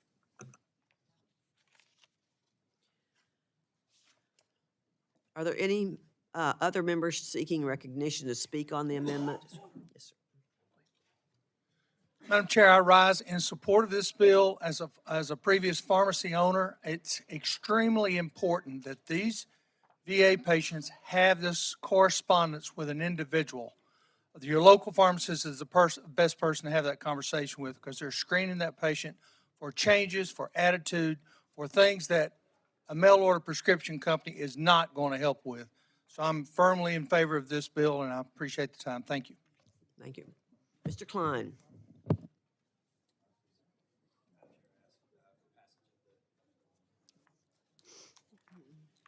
The question is now on the amendment offered by Mr. Klein. All those in favor say aye. Aye. Those opposed say no.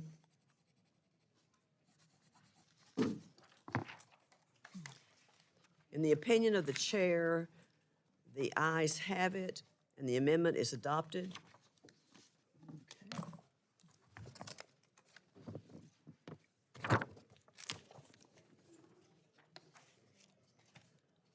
Are there any other amendments? Madam Chair.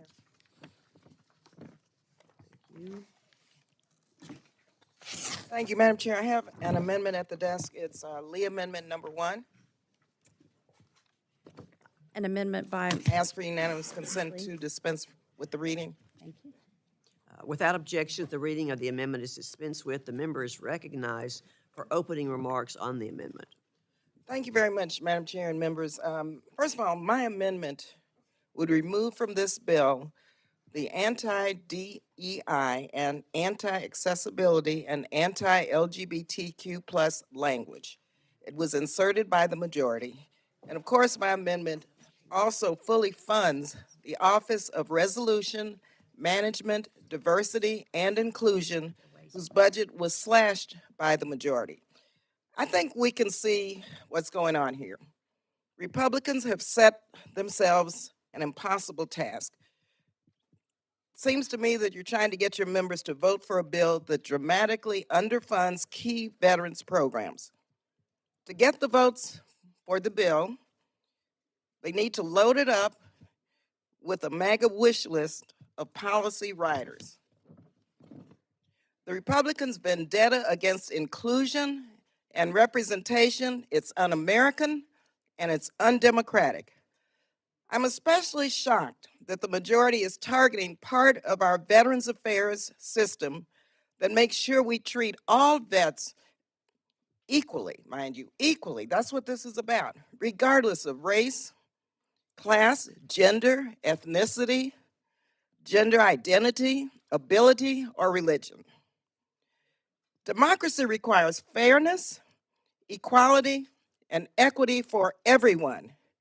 That means our LGBTQ plus community and veterans, veterans of color, and women. Republicans' continuous attacks on the offices of diversity, equity, and inclusion are despicable. Our nation's veterans represent the full diversity of our nation. If Republicans truly cared about veterans, they would not block programs meant to make sure that you value every veteran equally for their service. nor would they cut program budgets in half.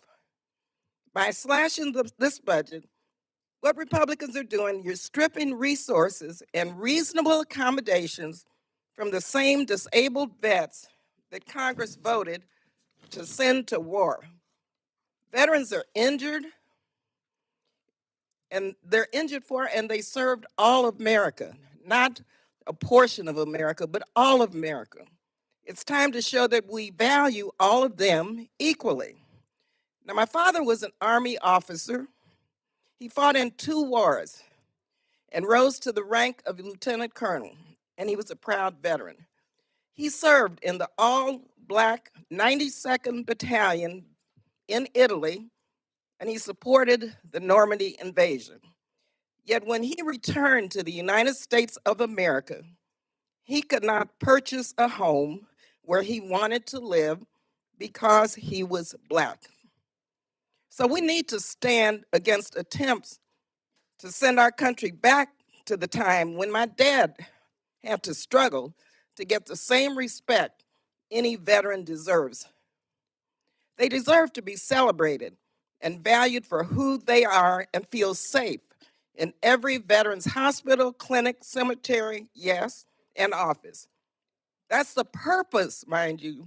That's the purpose of diversity offices, and they have served and will continue to serve within the veteran community.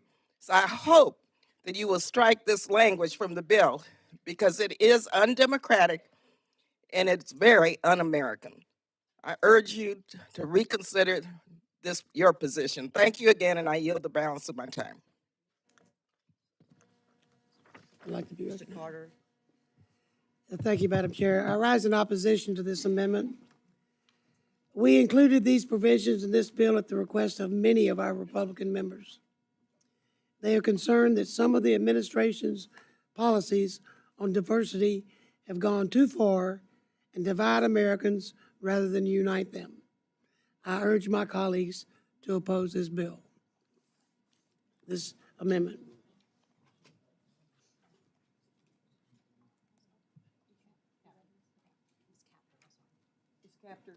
Yes, Madam Chair, I'd like the person offering the amendment to tell me what the definition of critical race theory is, please. Is that in the bill?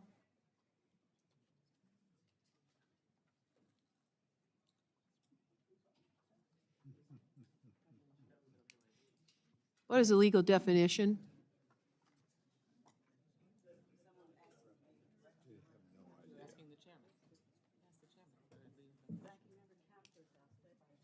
Yes, I was just asking, due respect, Madam Chair, for a definition of critical race theory. It's on page, the reference to the amendment is section 415 on page 88, but what is the definition of critical race theory? Where is that reference? Lee's amendment. She may speak on it. Ms. Lee, can you speak on that? No, I'm not asking Ms. Lee, I'm asking for. Would the gentlewoman yield? Would the gentlewoman, Ms. Capter, yield for a moment? I would be pleased to yield. Thank you. Thank you. I believe that the gentlewoman from Ohio would like Ms. Judge Carter to please identify in the bill where critical race theory is defined. What are you referring to that you are prohibiting? I yield back to the gentlelady. Thank you.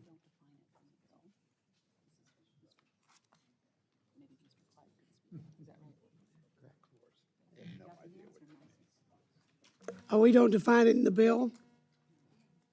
Is it defined in the bill, Mr. Chair? No, it's not defined in the bill. If it's not defined.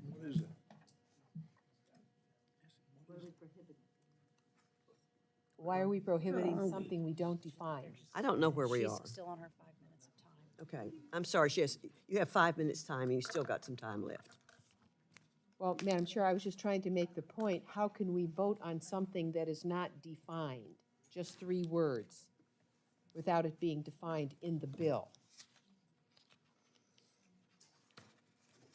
In what law is this defined in our country right now? I would recommend that the language Reflect what we prohibited. include what it is we're prohibiting. Would the gentle lady yield? I hear a voice. Mr. Adderhope? I would submit if we don't know the definition of it, we shouldn't be funding it through federal taxpayer dollars. I would ask the left to define critical race theory for us and why you want it put back in the bill and funded by federal taxpayer dollars. Madam Chair, would you kindly instruct our colleagues to not refer to us by the left? We are not the left. We are the minority. We are the Democrats, but we are not the left. So if you could refrain from using terminology like that, we don't refer to you as the right or the extremists. You have some extremists, but we don't refer, and we have some left. So let's be respectful about what we call one another, please. Thank you. Madam Chair, just a point. There is no funding in this bill for whatever you determine this phrase means. There is no definition of it. There is no funding of this. That may be something that you have dreamed up, but there is no funding. And you're talking about prohibiting something that does not exist. Reclaiming my time, Madam Chair, if I could, I would ask that this language be withdrawn from the bill. And no one in the majority seems to be able to know the legal reference for this phrase, critical race theory. There is no definition. So I think it's very inappropriate to be in this bill and should be withdrawn. Thank you. Madam Chair. Ms. Wasserman Schultz? Thank you. I think the deafening silence in response to the gentlelady from Ohio's question about how this bill defines what it is prohibiting is pretty damning, because you clearly have no idea what critical race theory is. You can't identify where it applies to anything in this legislation, and you don't define it. So obviously, it's something that doesn't belong, that should not be prohibited, because you don't know what you're prohibiting. Republicans are prohibiting VA from implementing President Biden's 3 executive orders, though, on diversity, equity, and inclusion. All veterans deserve equitable and fair access to the health care and benefits they deserve. VA strives to fairly represent the communities it serves. Diversity and inclusion foster a healthy workplace environment and promotes equal opportunity through smart outreach, retention, and education. Our veterans, increasingly diverse themselves, deserve that. But why are Republicans so threatened by it that they'll waste our time to attack it? Republicans are also rejecting the president's budget request to fund the Office of Resolution Management, Diversity, and Inclusion, and instead flat funding it with the level provided in 2023. And because this office, among many things it does, prevents harassment and discrimination problems, it heads off costly legal problems for the VA and saves taxpayer money in the long term. So that really bothers our Republican colleagues? It becomes clearer where this amendment also strikes the prohibition to promote or advance critical race theory, which no one on this committee on the other side of the aisle can identify, define, or point to at the VA occurs. This provision is clearly not germane to the bill, as VA does not use critical race theory programs, however they're defined.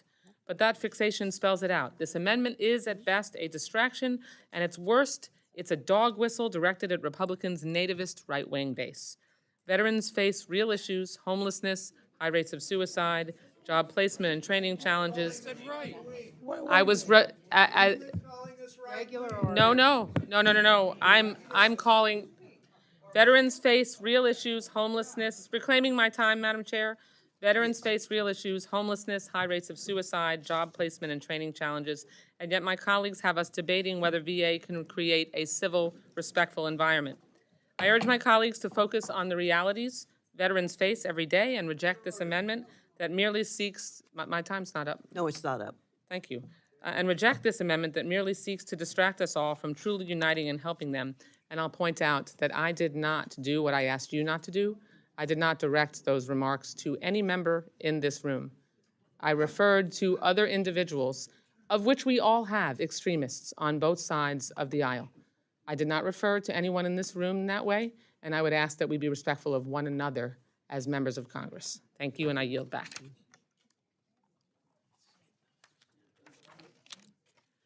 Do any other members seek recognition to speak on the amendment? Mr. Cartwright. Thank you, Madam Chair. I rise in support of the Lee Amendment. And I want to remind us all what we're up to here. We're funding the military construction and veterans subcommittee bill. It's something that all of us agree on. This is something that we have traditionally come together on, this bill. And it pains me to see that we're arguing among ourselves over this right now. And it pains me to see that we're arguing over diversity, equity, and inclusion in the treatment of our military and our veterans. It's something that I think we all agree on. You know, I honor those of us here in this room who served in the military. All of us do. I thank you for doing it. And I will always honor those who served in our military, and all of us will. That's what diversity, equity, and inclusion is all about, making sure that we honor all of those who put themselves in harm's way for our freedoms. May we always stick up for all of the people who did that. And that's what Ms. Lee's amendment is all about, is to make sure we are doing just that. It doesn't matter who, what color they are, what gender they are, what their preferences are. These people put themselves in harm's way for our freedom. And it's up to us to stick up for them here in this room when we debate this bill. I'm a proud appropriator from Pennsylvania, and there is a portrait of a Pennsylvania appropriator on the wall in here. It's the surly-looking gentleman over in the corner, Thaddeus Stevens. And Thaddeus Stevens, a proud Republican, in 1864, talked about the very thing that I'm talking about right now. He said, "I care not whether the soldiers are of Milesian, Teutonic, African, or Anglo-Saxon descent. I despise the principle that make a difference between them in the hour of battle and of death.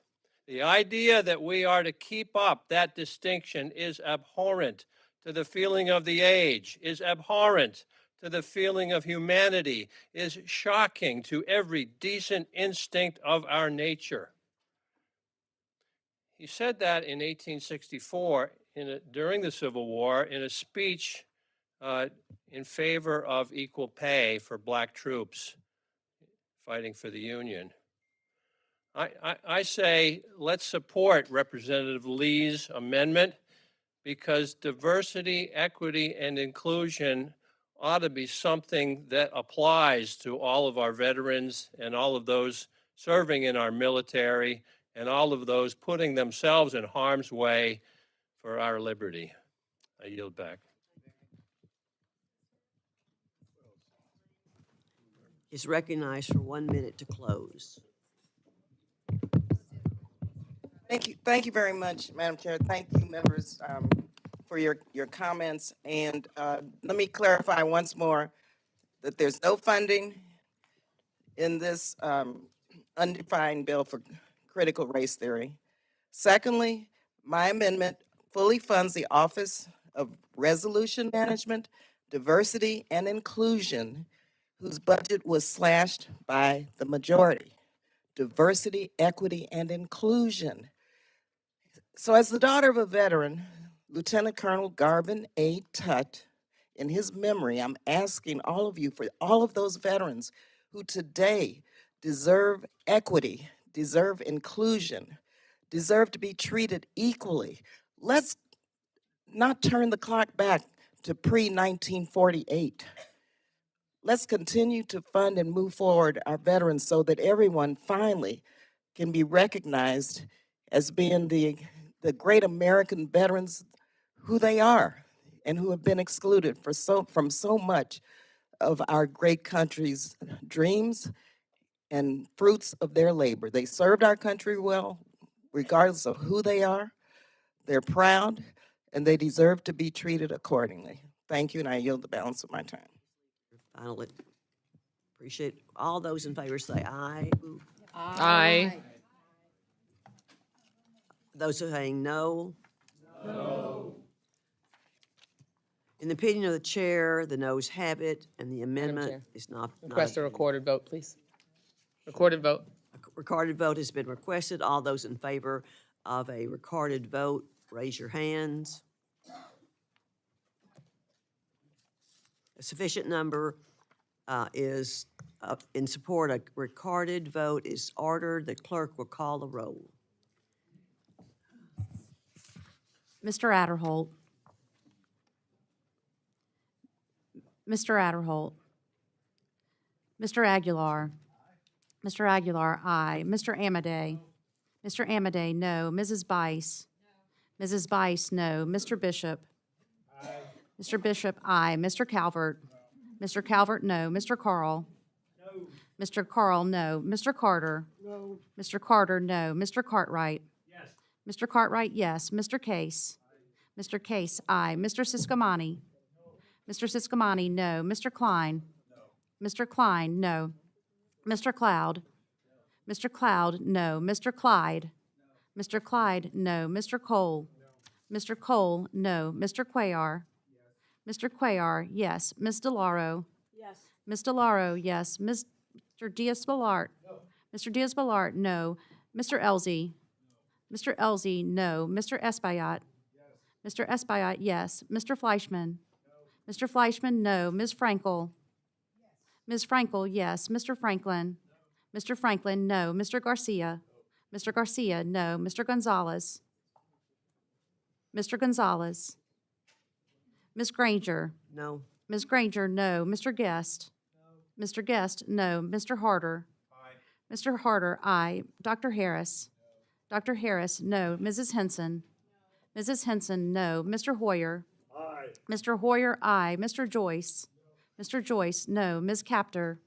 Ms. Capter, aye. Mr. Kilmer.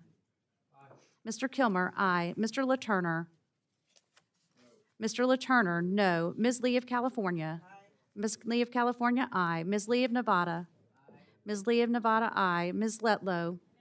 Ms. Letlow, no. Ms. McCullum. Ms. McCullum, aye. Ms. Ming. Ms. Ming, aye. Mr. Molinar. Mr. Molinar, no. Mr. Morelli. Mr. Morelli, aye. Mr. Newhouse. Mr. Newhouse, no. Ms. Pingree. Ms. Pingree, aye. Mr. Pocan. Mr. Pocan, aye. Mr. Quigley. Mr. Quigley, aye. Mr. Reschenthaler. Mr. Reschenthaler, no. Mr. Rogers. Mr. Rogers, no. Mr. Rupersberger. Mr. Rupersberger, aye. Mr. Rutherford. Mr. Rutherford, no. Mr. Simpson. Mr. Simpson, no. Mr. Stewart. Mr. Stewart, no. Mrs. Torres. Mrs. Torres, aye. Mr. Trone. Mr. Trone, aye. Ms. Underwood. Ms. Underwood, aye. Mr. Valadeo. Mr. Valadeo, no. Ms. Wasserman Schultz. Ms. Wasserman Schultz, aye. Mrs. Watson Coleman. Mrs. Watson Coleman, yes. Ms. Wexton. Ms. Wexton, aye. Mr. Womack. Mr. Womack, no. Mr. Zinke. No. Mr. Zinke, no. Does any member wish to record their vote or change their vote? Mr. Adderholt? Mr. Adderholt, no. Any others? Any others to change, record their vote or change? The clerk will tally.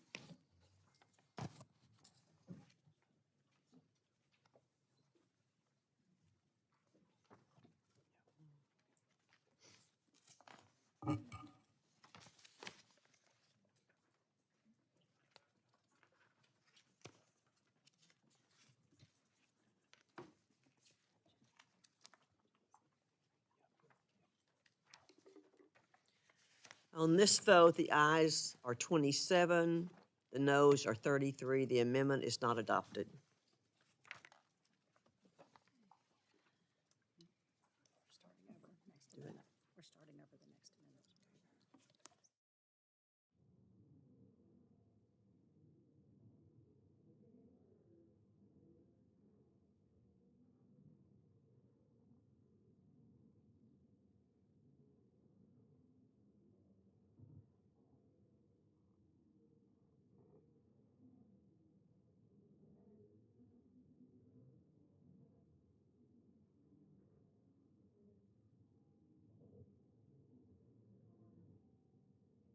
Madam Chairman, I have an amendment to the desk. It's entitled Carter 2. There's an amendment to the desk. The clerk will read the amendment. I'd ask to waive the reading of the amendment. Without objection, the reading of the amendment is dispensed with. The member is recognized for opening remarks on the amendment.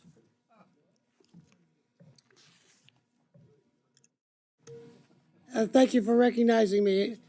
I rise to offer this en bloc amendment. It's Carter Amendment number 2. This amendment does a few things. It includes changes to the military construction allegation. It also prohibits funds for VA interim final rule that allowed it to offer abortions and adds a Hyde Amendment protections to the VA. It's not only was the VA new regulation contrary to current law, it also was a significant change from current policy and practice. This is something that should be handled by Congress, not by the executive branch in that department, or through any interim regulation. I'm pro-life and a supporter of exceptions for rape, incest, and to protect the life of the mother, just like the Hyde Amendment that is part of the Labor HHS bill. This amendment adds the Hyde Amendment language to our bill.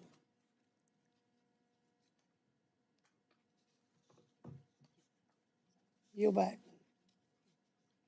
Ms. Wasserman Schultz. Thank you, Madam Chair. I rise in opposition to my colleague's amendment. I hardly know where to start on the multitude of devastating, partisan, downright embarrassing things this amendment does, in spite of my affection for Judge Carter. I mean that in the nicest way possible. I'll start with MilCon. The military construction portion of the bill is already $1.3 billion lower than the enacted level. This amendment would further reduce the funding available for critical projects to support mission readiness and quality of life of our service members and their families by another $200 million, bringing it to $1.5 billion lower than enacted. The majority can try to paint this rosy picture of how much money this bill funds for veterans and for our service members. It's a cut.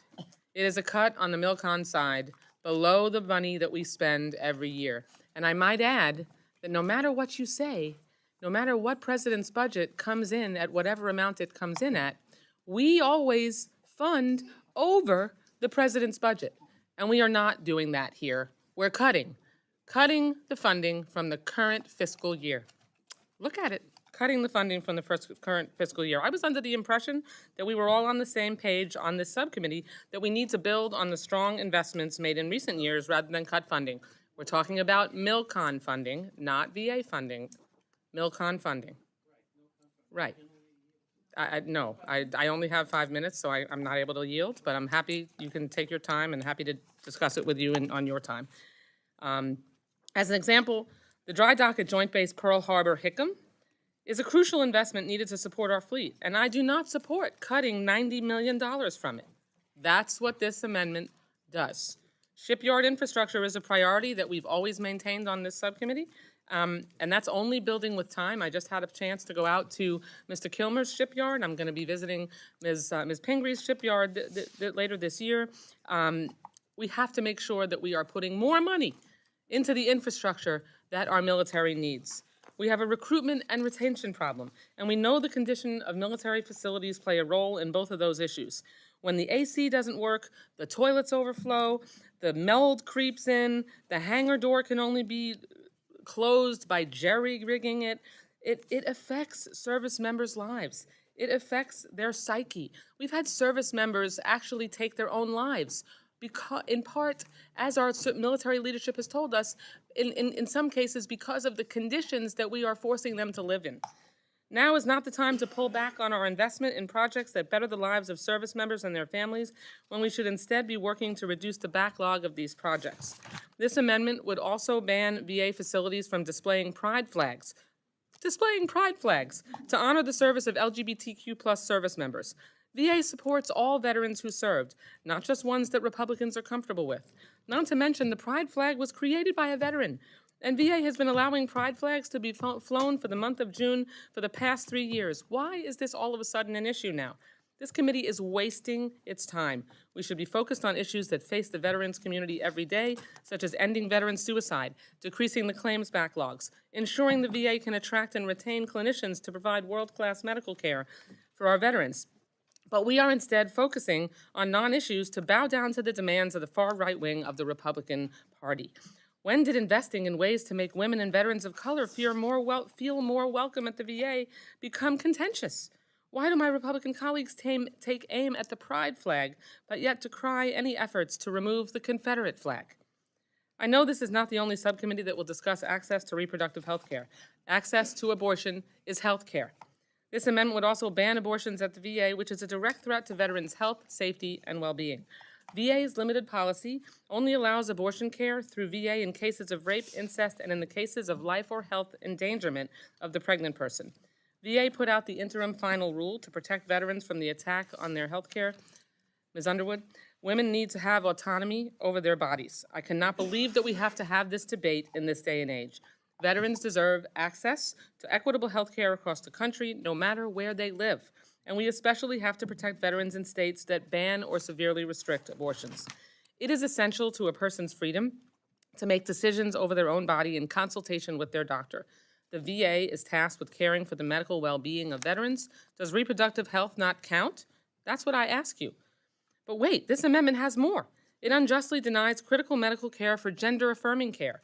As Secretary McDonough said before the subcommittee on why gender-affirming care is critical, is there is direct connection between mental health disorders, including suicide and gender dysphoria, quote, meaning the extent to which we treat a veteran experiencing gender dysphoria reduces risk of suicide among transgender veterans. Additionally, Republicans want to protect people from being discriminated against for their religious beliefs that marriage should be between a man and a woman. The dystopian universe that perceives that heterosexual marriage is where the discrimination lies is mind-blowing. Are Republicans only for inclusion when it's something that they value? You can't have it both ways. This amendment is egregious and shameful. I urge my colleagues to oppose it. I appreciate the gentlelady's indulgence on the time, and I yield back.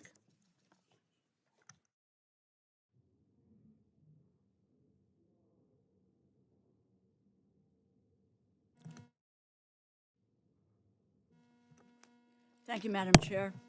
I rise in strong opposition of this amendment. You know, it's been repeated here several times this morning. One of the most sacred responsibilities that we have as appropriators is that we work to ensure, and in this bill, we work to ensure that we protect and honor the veterans of this country, men and women, these people who volunteer their service to our country. They're volunteers. And they also know as they volunteer that they have the potential to sacrifice their lives for this country and for the freedom that we have to be here today, to be able to speak about these issues. And how do we thank them? We thank them by trying to write discrimination into the law.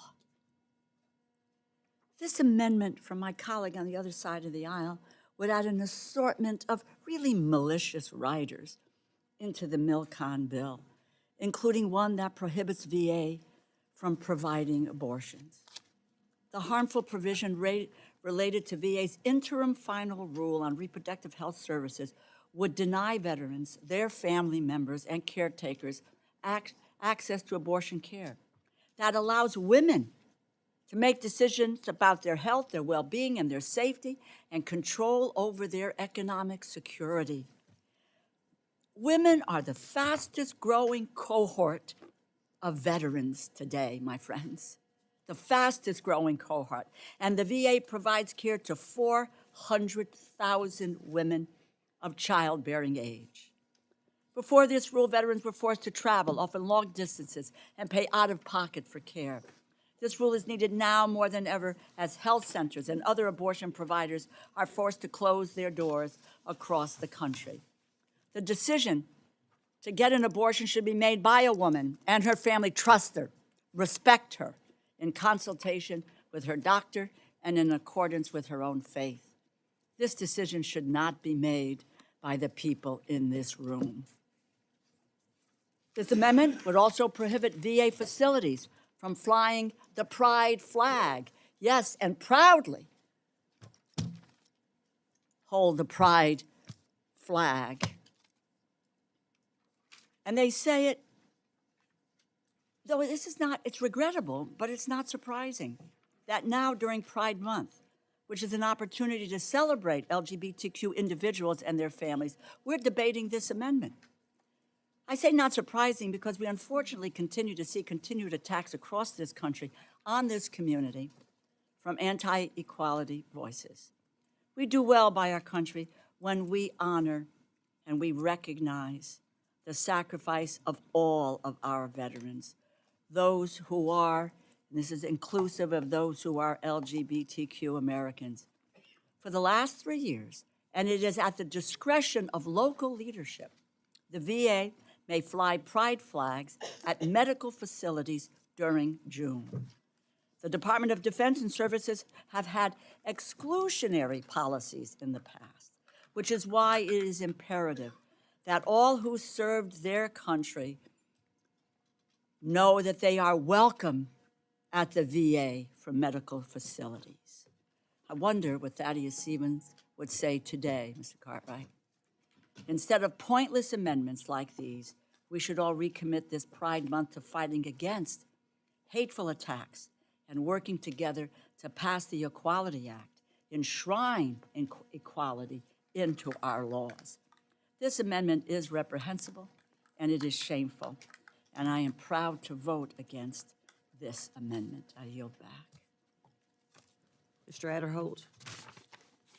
Yes, thank you, Madam Chair. I just wanted to rise in support of the en bloc amendment, and I wanted to thank the gentlelady from Louisiana for leading the efforts to stop the VA abortion interim funding rule. This amendment that we have here is simply, it prohibits the VA interim final rule from taking effect and clarifies that the VA Health Care Act of 1992 cannot be construed to allow taxpayer dollars to be used for abortion. I thank my colleague for her leadership on this, and I would urge a yes vote and yield back my time. Thank you. Thank you, Madam Chairman.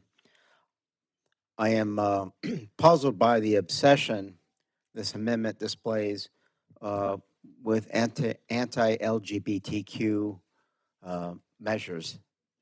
On the day President Obama signed the repeal of Don't Ask, Don't Tell, my staff and I went out to the Congressional Cemetery to visit a grave.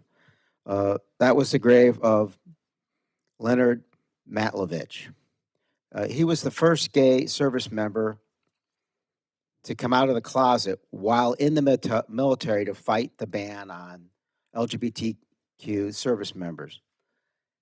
And by the way, he was awarded the Bronze Star for his heroism while under fire during his three tours of Vietnam. And he received a Purple Heart after being seriously wounded by a landmine. When he came out of the closet, he was offered to keep his spot in the Air Force if he signed a pledge to, quote, never practice homosexuality again, end quote. He wouldn't sign it, and because of that, he was recommended for a general honorable discharge. After he was discharged, he gave the memorable quote. It is the quote that's on his tombstone. When I was in the military, they gave me a medal for killing 2 men. and a discharge for loving one.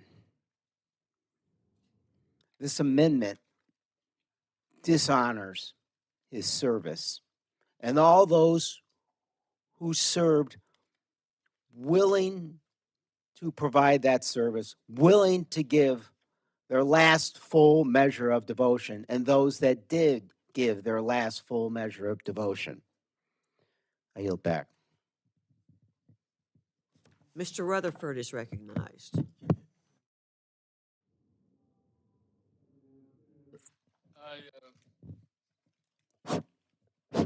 Thank you, Madam Chair.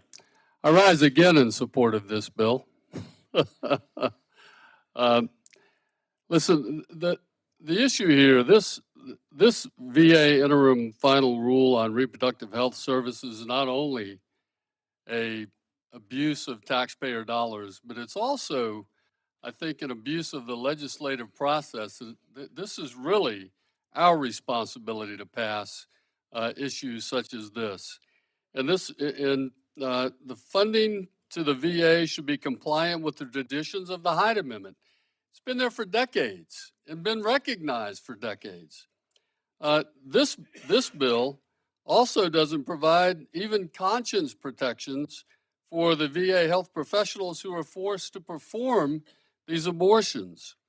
So I support this amendment, which scraps the current interim final rule and prevents the VA from publishing a similar rule, again, going outside of the congressional process, the legislative process, to draft rules that are really laws.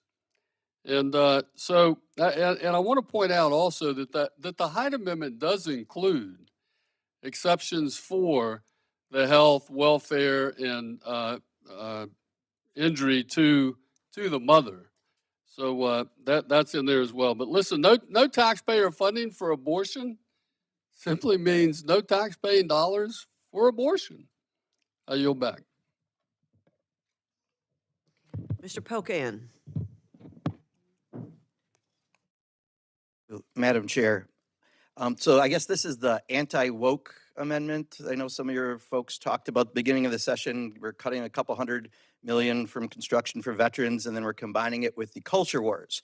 Now, granted, the word war would maybe have something to do with this bill, but most of the other provisions in this amendment have very little to do with a MILCON bill, talking about abortion and gender-affirming care, diversity, equity, and inclusion, and apparently the fear of some cloth, banning pride flags at our veterans facilities across the country. I don't know if you know it, but simply looking at a pride flag will not make you gay. So that is not a concern you should have. But if this is the amendment to really be anti-woke, why are you stopping here? Let's go full gusto, all right? Let me suggest some other things. Why don't we ban Bud Light, right? Because I believe drinking Bud Light makes you gay. Isn't that the new thing that some folks are saying? Chick-fil-A. I know this has got to hurt when I say it, but Chick-fil-A has an executive now in charge of diversity, equity, inclusion. They're out of here if we're going to make this anti-woke. NASCAR, NFL, Major League Baseball, no more. We can't show them on TVs in any facilities for veterans because they've all celebrated Pride Month. So, let's do this right if we're going to go there. Some other areas, maybe a study on military decorations. When you think about all the medals that people wear and the beautiful shades of red and orange and yellow and green and blue and purple, now that could be misconstrued by some people. So perhaps we should have something a little more manly. Maybe we give out bullets instead, right? Because most mass shootings are done by men. The only problem is we can't give that to women because that might send the wrong message. Barracks. We should ban bunk beds in barracks. Think about it. Men sleeping on top of or on the bottom of other men. I mean, we don't even want to go there, but there are some real issues. So BBB, ban barracks, bunk beds in barracks. Look, I get anti-woke, but at some point, anti-woke is also anti-sane, and we look ridiculous. There is an article in Newsweek magazine in the last 48 hours talking about how all of this anti-LGBTQI plus stuff that is going on is exactly out of Vladimir Putin's playbook. In fact, someone who left Russia said those exact words. And here we are putting Vladimir Putin's playbook into a MilCon bill. What we need to remember is there are 65,000 active duty people in the military right now who identify as LGBTQI+. 1 million veterans who have served our country who identify as that. So instead, we should be saying thank you, not get lost, hit the road, or just leave. And that is the message every time we put this anti-wokeness into something that should be a very responsible MilCon bill. And instead, here we are thanking Uncle Vlad and putting his policies into this. Look, this amendment and this bill fail our veterans, especially our LGBTQ veterans, and I will oppose it. Mr. Guest is recognized. Thank you, Madam Chairman. As a proud member of the right, I want to thank you, Judge Carter, and the staff for the important work that you've done on this piece of legislation that supports our veterans. I stand this afternoon in support of the Republican en bloc. Through these amendments, we are strengthening pro-life protections, preventing discrimination against Americans for their views that marriage is between one man and one woman, and combating the VA's decision to promote controversial policies such as the action of displaying flags that promote political messaging. The First Amendment expressly upholds the protection of Americans for freedom of speech and freedom of religion.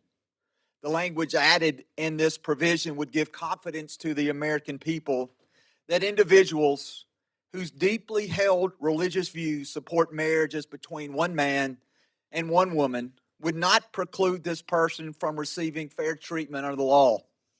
It is also important that religious organizations continue to be able to fairly compete for federal grant awards and contract opportunities without the fear of discrimination or retaliation based on their sincerely held religious convictions.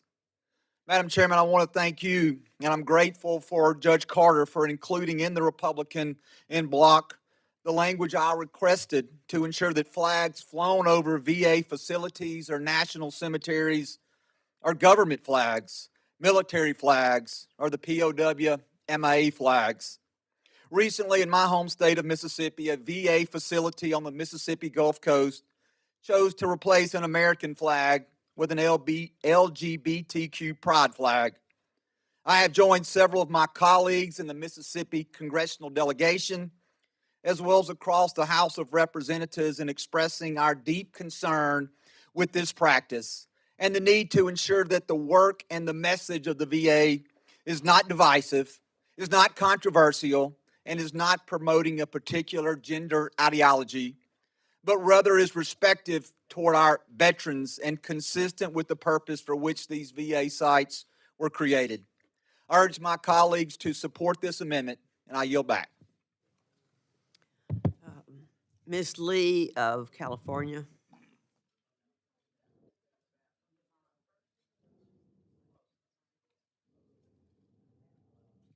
On? Yep. Thank you, Madam Chair, Ranking Member DeLauro, for the opportunity to speak. I rise today in opposition to this absurd, extreme grab bag of an amendment. In order to achieve some ideological wins, we are trading $200 million cut in military construction. I find this amendment hard to stomach, especially when we might otherwise work together in a manner that MilCon VA has done for years and years. You know, when I go back to Las Vegas and talk to my service members and my veterans, they want to know about what we're doing for reliable, affordable housing. They want to know how we're going to improve medical care, especially access to mental health care. They want to make sure that we will implement the Keep Our Pact Act. In a divided Congress with a Republican House and a Democratic Senate, these are some of the areas where we could work together to make real strides in supporting our veterans. But instead, with this amendment, my colleagues on the right are taking this committee on a wild goose chase prioritizing political talking points over caring for our veterans. In my time on this committee, I've been proud to fight for funding that our Southern Nevada veterans and active duty service members deserve. Do I ever wish we could go back to discussing child care options for parents and families at Nellis, Creech, and other bases all across the country, to ensuring housing for those who deserve a roof over their head, but struggle to afford it while serving our country. And of course, to fully funding the Toxic Exposures Fund, created with a bipartisan support in the PACT Act to ensure veterans exposed to Agent Orange, burn pits, and other toxic substance get the care they need. But that was last Congress under Democratic control. And now we are in a Republican majority, and this committee has gone in very disappointing direction. First, it delayed these proceedings in our work for the American people by nearly a month. Then it held veterans' benefits hostage, threatening to spiral our country into default. And now it has chosen to put the focus on banning pride flags, slashing military construction funding by $200 million at a time when we know that 30% of our military bases are in need of repair, are in fair or poor condition. And of course, it goes to restricting access for our veterans from obtaining reproductive care. We should be focused on improving access to medical care for our veterans, not taking away their care and restricting the choices we have. As we mark the 1-year anniversary since Roe v. Wade was overturned, our veterans face significant barriers to care at a time when states all across the country are decimating access to abortion care. Eliminating abortion access at VA facilities would be yet another hurdle, this time specifically targeting the women who have served our nation. I urge my colleagues to vote no on this amendment. Instead, let's get to work at it, actually giving our service members, military families, and veterans the support they need. The gentlelady real? Would you gentlelady yield? I don't want to beat a dead horse, but we've been accused of referring to you as the left, and we just got to either decide whether we're going to do it or not do it. You just referred to our side as the right. So let's do, that's kind of petty, and I don't really want to beat a dead horse, but I think I have to. Yield back.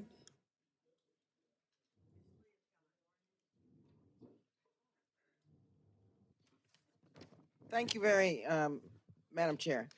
This amendment is a poison pill. It not only slashes resources for military construction, it not only bans the Bureau that serves over 9 million of our veterans, the people who have put their lives on the line serving our country, from standing proudly behind the LGBTQ plus community. The LGBTQ plus veterans deserve to be treated equally, as they have also sacrificed so much equally for love of country. And yes, during Pride Month, it's hard to imagine that you would support an amendment to diminish rather than honor our LGBTQ plus veterans. It's really shameful. It also, this amendment, yet again attacks our veterans' bodily autonomy. Yet again, the majority is trying to implement an abortion ban for our nation's veterans and their families. An abortion ban for our nation's largest healthcare system and the millions of people it serves. So yet again, because it seems my Republican colleagues have forgotten, I ask, do you know better than the veterans that you represent what is best for their bodies, their families? Do you truly think that you have the right to make personal health care and medical decisions for our veterans and the health providers and doctors and nurses who care for them? Do you really think that you know better than the American people who sent you here, who resoundingly support reproductive freedom? It's really shameful. It's really shameful. And yes, the Hyde Amendment, it's discriminatory. And yes, this amendment is discriminatory. I am proud that the VA has made forward-moving progress on protecting bodily autonomy and expanding abortion access. This amendment, yes, it's a poison pill in the budget to roll that back. And it's a very dangerous amendment and will cause grave harm. I urge a no vote. Ms. Frankel.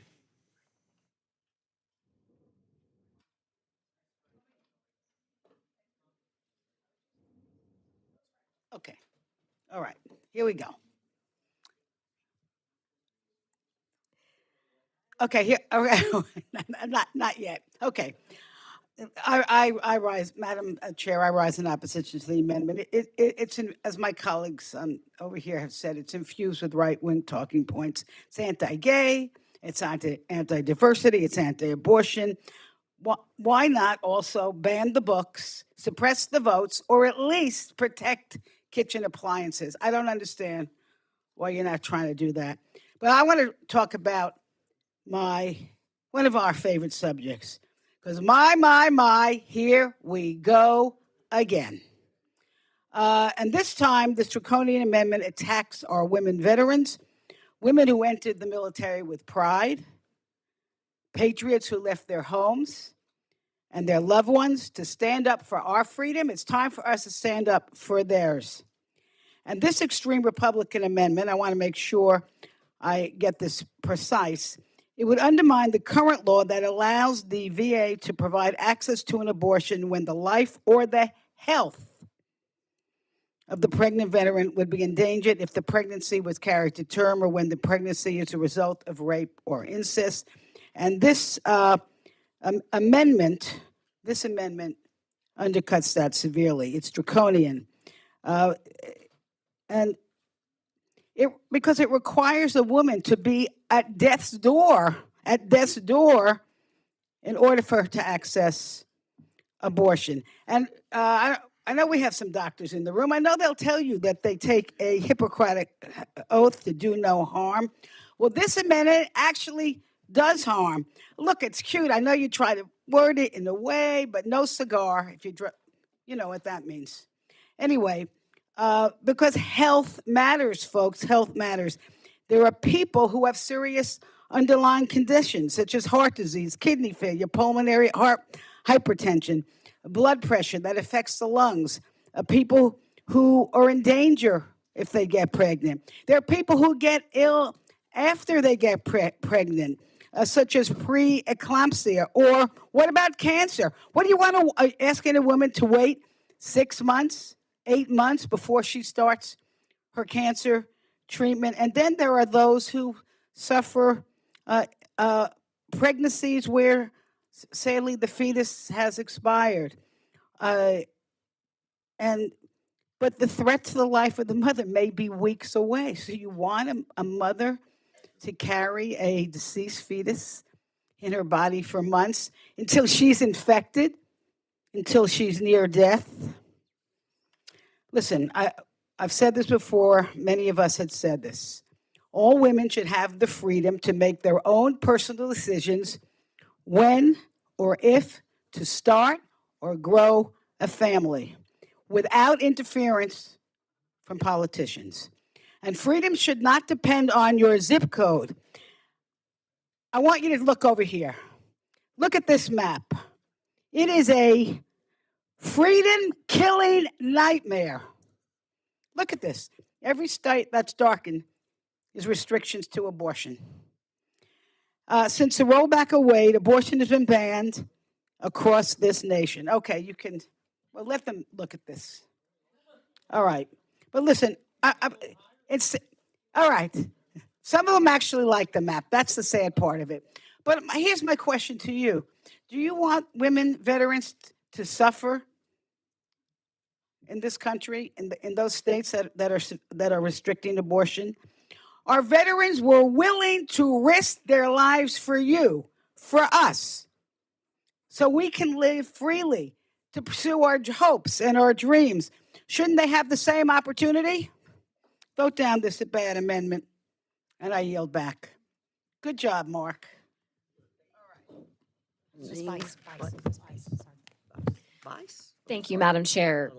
First of all, I feel like I need to give a biology lesson on what an abortion is and is not.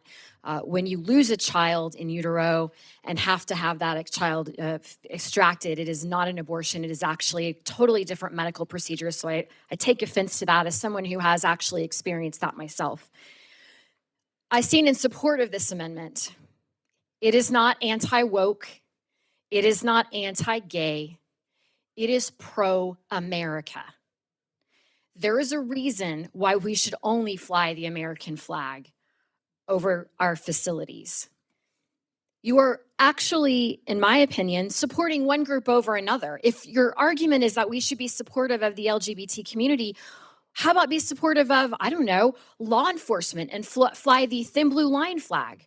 What about those individuals who have served in our military who are Mexican-American immigrants who have come to this country and decided to serve? Why are we not flying a flag for them?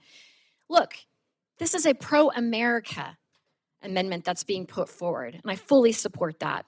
In regards to the abortion access issue, look, there's a very clear line between abortion access and taxpayer-funded abortion. We are asking not to allow for taxpayer-funded abortion in this bill. That is it.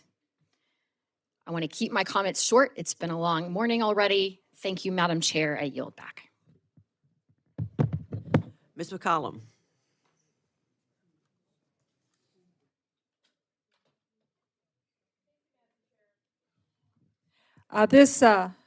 Colleague, this amendment is an attack on women's basic health care needs. There are 2 million women veterans living in our country. These are women who stood up, took an oath of office, risked their lives for our freedoms. And if this committee moves this amendment forward, we're telling those women veterans and dependents, thanks for your service, but your reproductive health care needs really don't matter. And this isn't just going to impact veterans, by the way. We're going to be, at some point, hopefully, considering the defense bill later this month. We're going to hear a lot about recruitment challenges. We're going to hear a lot about recruitment challenges. And the Department of Defense is trying to figure out how to keep recruitment up. Well, this amendment is not going to help with that. For those of you who might not follow, women make up 20% of our military. 80,000 of those women are in states, as the map put up, that now restrict abortion services. Amendments like this are going to make women think twice about whether they even want to stay in the military. A young woman thinking about wearing a uniform and serving her country. This, for many young women, and I talk to them, this will be a deal breaker for them. So we need to think long and hard about what we're doing and its impact on what we're going to do. It not will only hurt veterans, but this is going to have a serious downstream effect, negatively impact those serving our country and want to serve. And by the way, for those couples where maybe it's the spouse that is married to someone who's currently serving, this is going to affect that spouse and that dependent's ability to access their healthcare opinion. I want to close with this. It got really interesting as one of my colleagues was talking about their religious takes on what this bill protects and doesn't protect. I grew up in a Protestant Catholic family at a time when it wasn't a cool thing to be a kid from a mixed marriage. That's how it was considered. I will always honor my mother, who signed papers to raise me Catholic, who kept her Lutheran faith, and I will always honor my mother, who believed she had control of when and how to plan her family. So I think bringing religion into this the way that it has is going to be very detrimental for all of us if we start making this a religious litmus test to who receives benefits under the VA healthcare system. With that, I yield back. Mr. Case.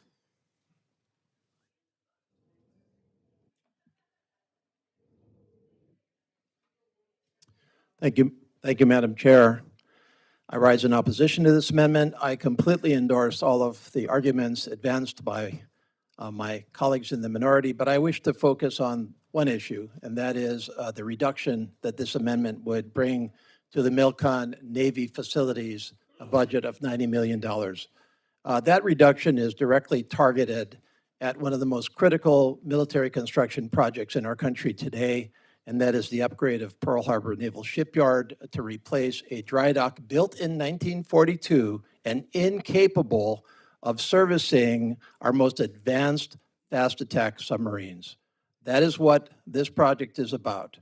And in this particular project, we propose and are actively working towards, the bid has actually just been awarded, to replace that Dry Dock 3 with Dry Dock 5. Now, you can consider this a parochial issue, and yes, I'm proud of Pearl Harbor Naval Shipyard in my district, but take it from the big picture of our national defense. Take it from the picture of all of the discussion from all over this committee about China. Take it from the projection of force into the Indo-Pacific.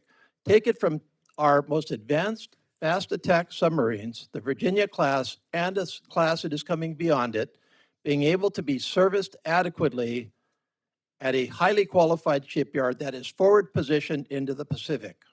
That is what this is about, and that is what we are trying to fund by proceeding with the Pearl Harbor Naval Shipyard upgrade. Now, the subcommittee had this right. The subcommittee understood that we needed to advance this project. The subcommittee funded it at $1.31 billion for this fiscal year, which was the president's request. The subcommittee also went a step further because the Navy said that's going to be insufficient. That's going to throw off our timetable because of supply chain issues and other reasons. We need to prepay into this current fiscal year for some of the things that we would have done down the road, and the subcommittee added $90 million to this particular project. This project needs to be finished by 2028. Why? Because we don't schedule our fast attack submarines to come in for major maintenance on a year-by-year basis. We schedule them way out in their maintenance cycle. We're not talking about just replacing a door here and a door there. We're talking about deep maintenance down to the nuclear reactor level. Pearl does this. And so the subcommittee had it all right. The subcommittee funded this. The project is on track. And yet now the subcommittee proposes to take it away. Now, I can't believe that my colleagues believe that we should throw off this project, considering the national security implications. I can't believe that my colleagues would want us to get to 2028 and have Virginia-class attack submarines wandering around the Pacific looking for a place to get their maintenance. I can't believe that they want to throw out the cycle that would otherwise keep them forward positioned in the Pacific to meet the threat of China. And I think we all understand the significance of the 2026, 2027, 2028 timeframe in terms of our national defense. And so I'm left here thinking to myself, well, what happened between a subcommittee, Mark, that recognized all of this responsibly and today? And the only conclusion I can come up with, to be honest, the only conclusion I can come up with is that distinct minority within the majority that wants to break the deal that we just struck in our debt ceiling vote, that wants to fund under the agreed amounts that we all signed up to, or not all of us, as a matter of fact, but certainly a majority of the House and the Senate and the President, and proceeded from that perspective not to give this any reasonable thought, but to ask themselves, okay, fine, how can we get this down underneath the number that the subcommittee had already agreed to, and that was accommodated within the debt ceiling vote? That is not a responsible approach to budgeting. That is a slash and burn technique meant only to satisfy a distinct minority and violate a deal.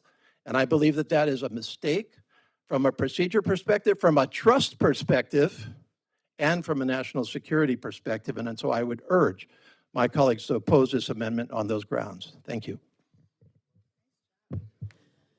Ms. Underwood. Thank you, Madam Chair. I just wanted to, I heard my colleagues' comments, including I saw the map that she produced, and just wanted to note that one of the outcomes that we've seen as these states have advanced their abortion bans around the country is significant impacts on providers. We know that the VA provides gender-specific care to our women veterans. We also know that they have a very difficult time in recruiting these providers and retaining these providers to ensure that every veteran has the opportunity to receive high-quality care. This type of an amendment makes it very difficult for the VA to be able to recruit these providers because of the fear that we know that women's healthcare providers have in this current threat environment where we have state lawmakers advancing policies that seek to put these providers in jail, criminalizing healthcare providers. That really restricts our ability to meet our promise to the veterans. And so I would just urge our colleagues to consider the impact of this kind of an amendment for the VA to provide and uphold its mission, to provide the gender-specific care at a high-quality level that all of our veterans require. I yield back.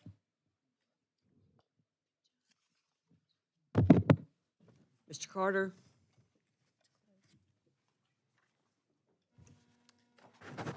I've clearly stated the reasons why every one of the things that are in this bill are important, and I move it be adopted. This amendment. En banc amendment. The question is now on the amendment offered by Mr. Carter. All those in favor say aye. Aye. Those opposed say no. No. In the opinion of the chair, the yes have it, and the amendment is Madam Chair. adopted. Request a roll call vote. Roll call vote. Barbara? Hands. A recorded vote has been requested. All those in favor of the recorded vote, raise your hand. A sufficient number is in support. A recorded vote is ordered, and the clerk will call the roll. Mr. Adderholt. Mr. Adderholt, aye. Mr. Aguilar. No. Mr. Aguilar, no. Mr. Amadei. Mr. Amadei, yes. Mrs. Bice. Mrs. Bice, yes. Mr. Bishop.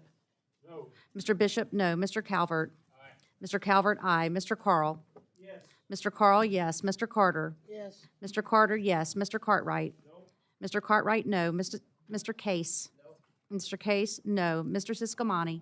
Yes. Mr. Siscomani, yes. Mr. Klein. Mr. Klein, aye. Mr. Cloud. Yes. Mr. Cloud, yes. Mr. Clyde. Yes. Mr. Clyde, yes. Mr. Cole. Yes. Mr. Cuellar. Mr. Cole, yes. Mr. Cuellar. Mr. Cuellar, no. Ms. DeLauro. No. Ms. DeLauro, no. Mr. Diaz-Balart. Yes. Mr. Diaz-Balart, yes. Mr. Elzey. Mr. Elzey, aye. Mr. Espaillat. No. Mr. Espaillat, no. Mr. Fleischman. Mr. Fleischman, yes. Ms. Frankel. Ms. Frankel, no. Mr. Franklin. Mr. Franklin. Mr. Garcia. Mr. Garcia, yes. Mr. Gonzalez. Mr. Gonzalez, aye. Ms. Granger. Aye. Ms. Granger, aye. Mr. Guest. Aye. Mr. Guest, aye. Mr. Harder. No. Mr. Harder, no. Dr. Harris. Dr. Harris, aye. Mrs. Henson. Aye. Mrs. Henson, aye. Mr. Hoyer. No. Mr. Hoyer, no. Mr. Joyce. Mr. Joyce, aye. Ms. Capter. No. Ms. Capter, no. Mr. Kilmer. No. Mr. Kilmer, no. Mr. LaTurner. Aye. Mr. LaTurner, aye. Ms. Lee of California. No. Ms. Lee of California, no. Ms. Lee of Nevada. No. Ms. Lee of Nevada, no. Ms. Letlow. Ms. Letlow, aye. Ms. McCullum. Ms. McCullum, no. Ms. Ming. Ms. Ming, no. Mr. Molinar. Aye. Mr. Molinar, aye. Mr. Morelli. No. Mr. Morelli, no. Mr. Newhouse. Sorry. Mr. Newhouse, aye. Ms. Pingree. No. Ms. Pingree, no. Mr. Pocan. Mr. Pocan, no. Mr. Quigley. No. Mr. Quigley, no. Mr. Reschenthaler. Aye. Mr. Reschenthaler, aye. Mr. Rogers. Aye. Mr. Rogers, aye. Mr. Rupersberger. No. Mr. Rupersberger, no. Mr. Rutherford. Aye. Mr. Rutherford, aye. Mr. Simpson. Aye. Mr. Simpson, aye. Mr. Stewart. Aye. Mr. Stewart, aye. Mrs. Torres. Mrs. Torres, no. Mr. Trone. No. Mr. Trone, no. Ms. Underwood. Ms. Underwood, no. Mr. Valadeo? Mr. Valadeo, aye. Ms. Wasserman Schultz? No. Ms. Wasserman Schultz, no. Mrs. Watson Coleman? Ms. Watson Coleman, no. Ms. Wexton? Ms. Wexton, no. Mr. Womack? Mr. Womack, aye. Mr. Zinke? Mr. Zinke, aye. Does any member wish to record their vote or change their vote? Mr. Franklin? Ms. Franklin? Franklin? Franklin? Yes. Okay. Aye. Thank you, Franklin. Mr. Franklin, aye.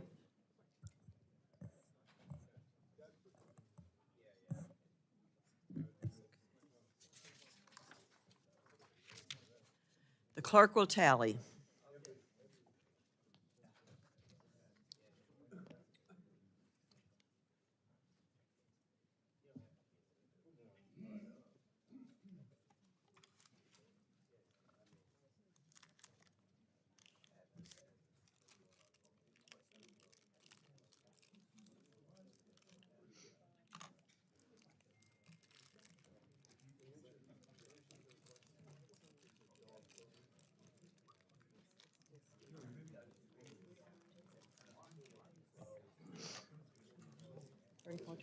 Yep. Everybody in the room today?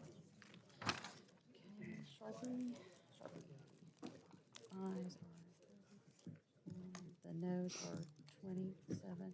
Amendment is adopted. On this vote, the ayes are 34, the noes are 27. The amendment is adopted.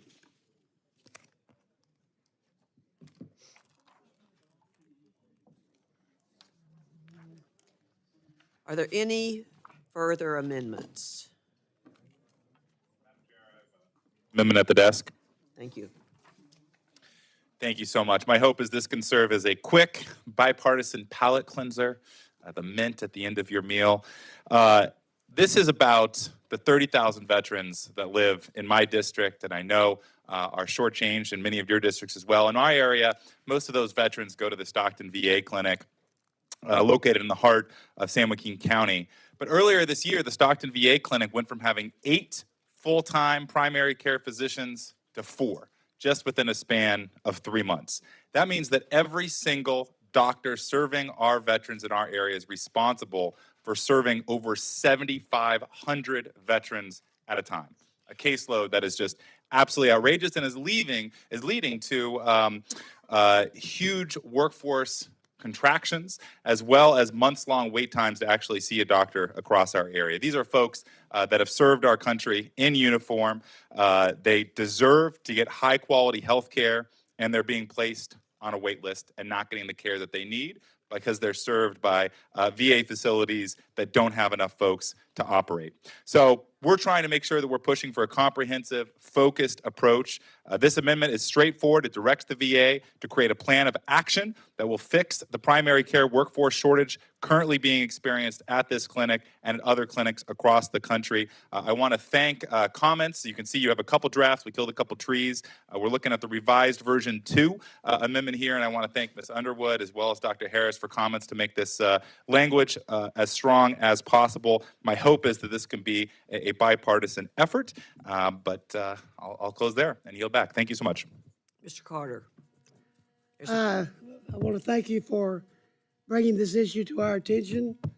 I recommend that we adopt the amendment. Ms. Wasserman Schultz. Thank you, Madam Chair. I also support the gentleman's amendment and thank him for offering it. I think it's also important to note that on the Milcon side of this bill, that we are going backwards, proposing to go backwards in the funding of military construction for FY24. Go back to FY21, we enacted $8.5 billion on the Milcon side of the bill. In 22, $14.9 billion. In 23, $19 billion. And in 24, the proposed bill, assuming this passes out of the committee today, proposes $17.5 billion. Why are we going backwards on our service members? Why are we proposing to cut vital military construction that protects the national security interests of our country that protects our service members and ensures their quality of life, that underscores whether or not we are committed to making sure that we have all the resources available to us to address our national security needs and also to make sure that the most important and best fighting force worldwide has all the resources it needs. It's just mind-boggling. I don't understand it. And if you vote for this bill with these numbers in it, you can't say that you support our troops. You can't say that you've done everything you could to make sure that we are providing them with the resources they need. The time is mine. We're in regular order. And if you don't like that I'm saying that, just take a look at the numbers. Those are the facts. I thank the gentleman for offering his amendment, and I yield back.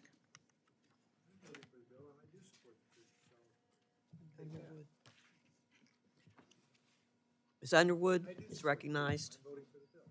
Thank you, Madam Chair. I wanted to thank Mr. Harder for offering the amendment and for being so collaborative in opening and broadening the scope of the amendment to include the broadest reference to primary care providers. In the last Congress, we came together to pass the VA RAISE Act, the Physician Assistant and Nurse Practitioner RAISE Act, recognizing the difficulties that the VA has had in recruiting providers and ensuring that the VA can offer a competitive wage to those providers. That legislation is now law.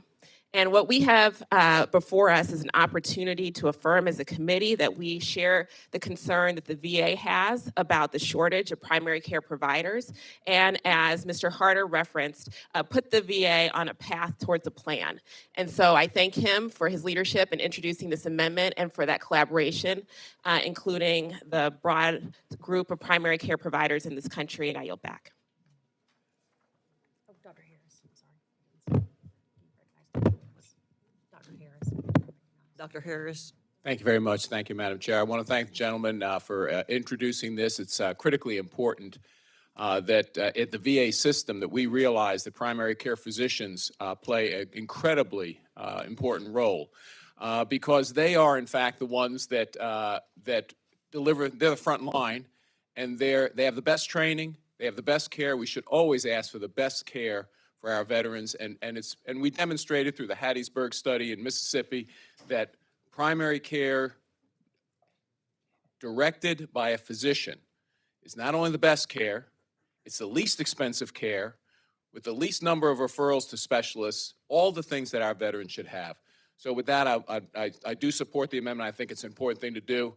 I will just comment, this veteran thinks this is a pretty darn good bill. And thank goodness we didn't pay attention to President Biden when during the negotiations he suggested that all the bills should be subject to cuts, including Milcon VA and the Department of Defense. I'm glad that we funded military construction $1 billion above the President's request. $1 billion above the President's request because our military does deserve the best. I yield back. Mr. Harder. Thank you so much for all the collaboration and support on comments. Mr. Harder. The question's down on the amendment offered by Mr. Harder. All those in favor say aye. Aye. All those opposed say no.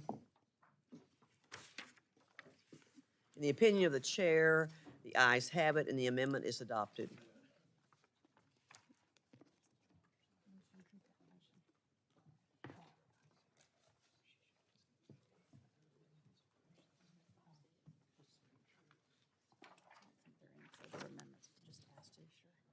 Are there any further amendments?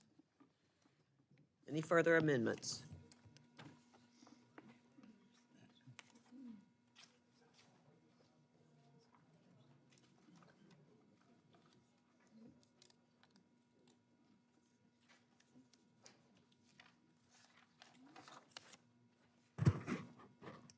I now recognize Mr. Rogers for a motion.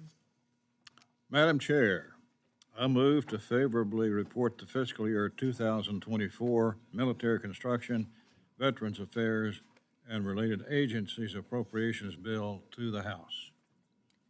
The question is now on the motion to favorably report the fiscal year 2024 Military Construction, Veterans Affairs, and Related Agencies Appropriations Bill to the House. All those in favor say aye. All those opposed say no. No. In the opinion of the chair, the ayes have it and the motion is agreed to. Madam Chair, I'd like to ask for a recorded vote. A recorded vote has been requested. All those in favor of a recorded vote, raise your hand. Recorded vote. Recorded vote.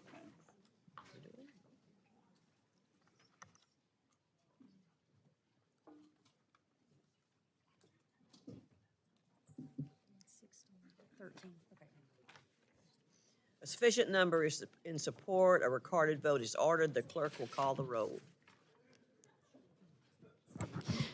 Mr. Adderholt. Mr. Adderholt, aye. Mr. Aguilar. Mr. Aguilar, no. Mr. Amadei. Mr. Amadei. Mrs. Bice. Mrs. Bice, aye. Mr. Bishop. Mr. Bishop, no. Mr. Calvert. Mr. Calvert, aye. Mr. Carl. Mr. Carl, aye. Mr. Carter. Aye. Mr. Carter, aye. Mr. Cartwright. Mr. Cartwright, no. Mr. Case. Mr. Case, no. Mr. Siscomani. Mr. Siscomani, yes. Mr. Klein. Mr. Klein, aye. Mr. Cloud. Mr. Cloud, aye. Mr. Clyde. Mr. Clyde, aye. Mr. Cole. Mr. Cole, aye. Mr. Cuellar. Mr. Cuellar, no. Ms. DeLauro. No. Ms. DeLauro, no. Mr. Diaz-Balart. Mr. Diaz-Balart, aye. Mr. Elzey. Mr. Elzey, aye. Mr. Espaillat. Mr. Espaillat, no. Mr. Fleischman. Mr. Fleischman, aye. Ms. Frankel. Ms. Frankel, no. Mr. Franklin. Mr. Franklin, aye. Mr. Garcia. Mr. Garcia, aye. Mr. Gonzalez. Mr. Gonzalez, aye. Ms. Granger. Aye. Ms. Granger, aye. Mr. Guest. Mr. Guest, aye. Mr. Harder. Mr. Harder, no. Dr. Harris. Dr. Harris, aye. Mrs. Henson. Mrs. Henson, aye. Mr. Hoyer. Mr. Hoyer, no. Mr. Joyce. Mr. Joyce, aye. Ms. Capter. Ms. Capter, no. Mr. Kilmer. Mr. Kilmer. Mr. Kilmer, no. Mr. LaTurner. Mr. LaTurner, aye. Ms. Lee of California. Ms. Lee of California, no. Ms. Lee of Nevada. Ms. Lee of Nevada, no. Ms. Letlow. Ms. Letlow, aye. Ms. McCullum. Ms. McCullum, no. Ms. Ming. Ms. Ming, no. Mr. Molinar. Mr. Molinar, aye. Mr. Morelli. Mr. Morelli, no. Mr. Newhouse. Mr. Newhouse, aye. Ms. Pingree. Ms. Pingree. Ms. Pingree, no. Mr. Pocan. Mr. Pocan, no. Mr. Quigley. Mr. Quigley, no. Mr. Reschenthaler. Mr. Reschenthaler, aye. Mr. Rogers. Mr. Rogers, aye. Mr. Rupersberger. Mr. Rupersberger, no. Mr. Rutherford. Mr. Rutherford, aye. Mr. Simpson. Mr. Simpson, aye. Mr. Stewart. Mr. Stewart, aye. Mrs. Torres. Mrs. Torres, no. Mr. Trone. Mr. Trone, no. Ms. Underwood. Ms. Underwood, no. Mr. Valadeo. Mr. Valadeo, aye. Ms. Wasserman Schultz. Mrs. Wasserman Schultz, no. Mrs. Watson Coleman. Mrs. Watson Coleman, no. Ms. Wexton. Ms. Wexton, no. Mr. Womack. Mr. Womack, aye. Mr. Zinke. Mr. Zinke. Aye. Mr. Zinke, aye.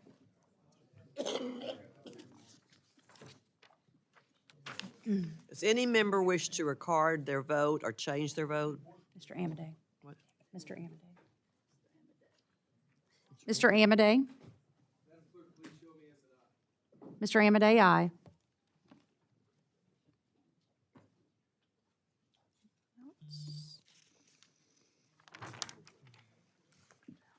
The clerk will tally.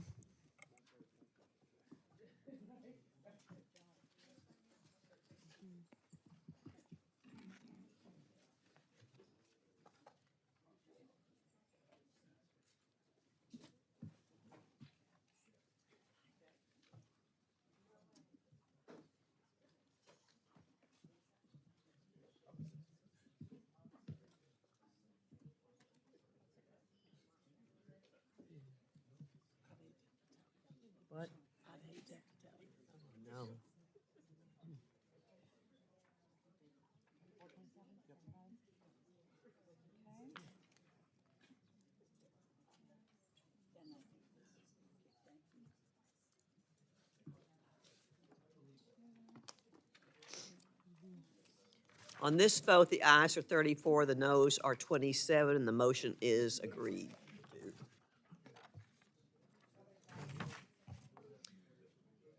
I ask unanimous consent that staff be permitted to make technical and conforming changes to the bill and report just approved.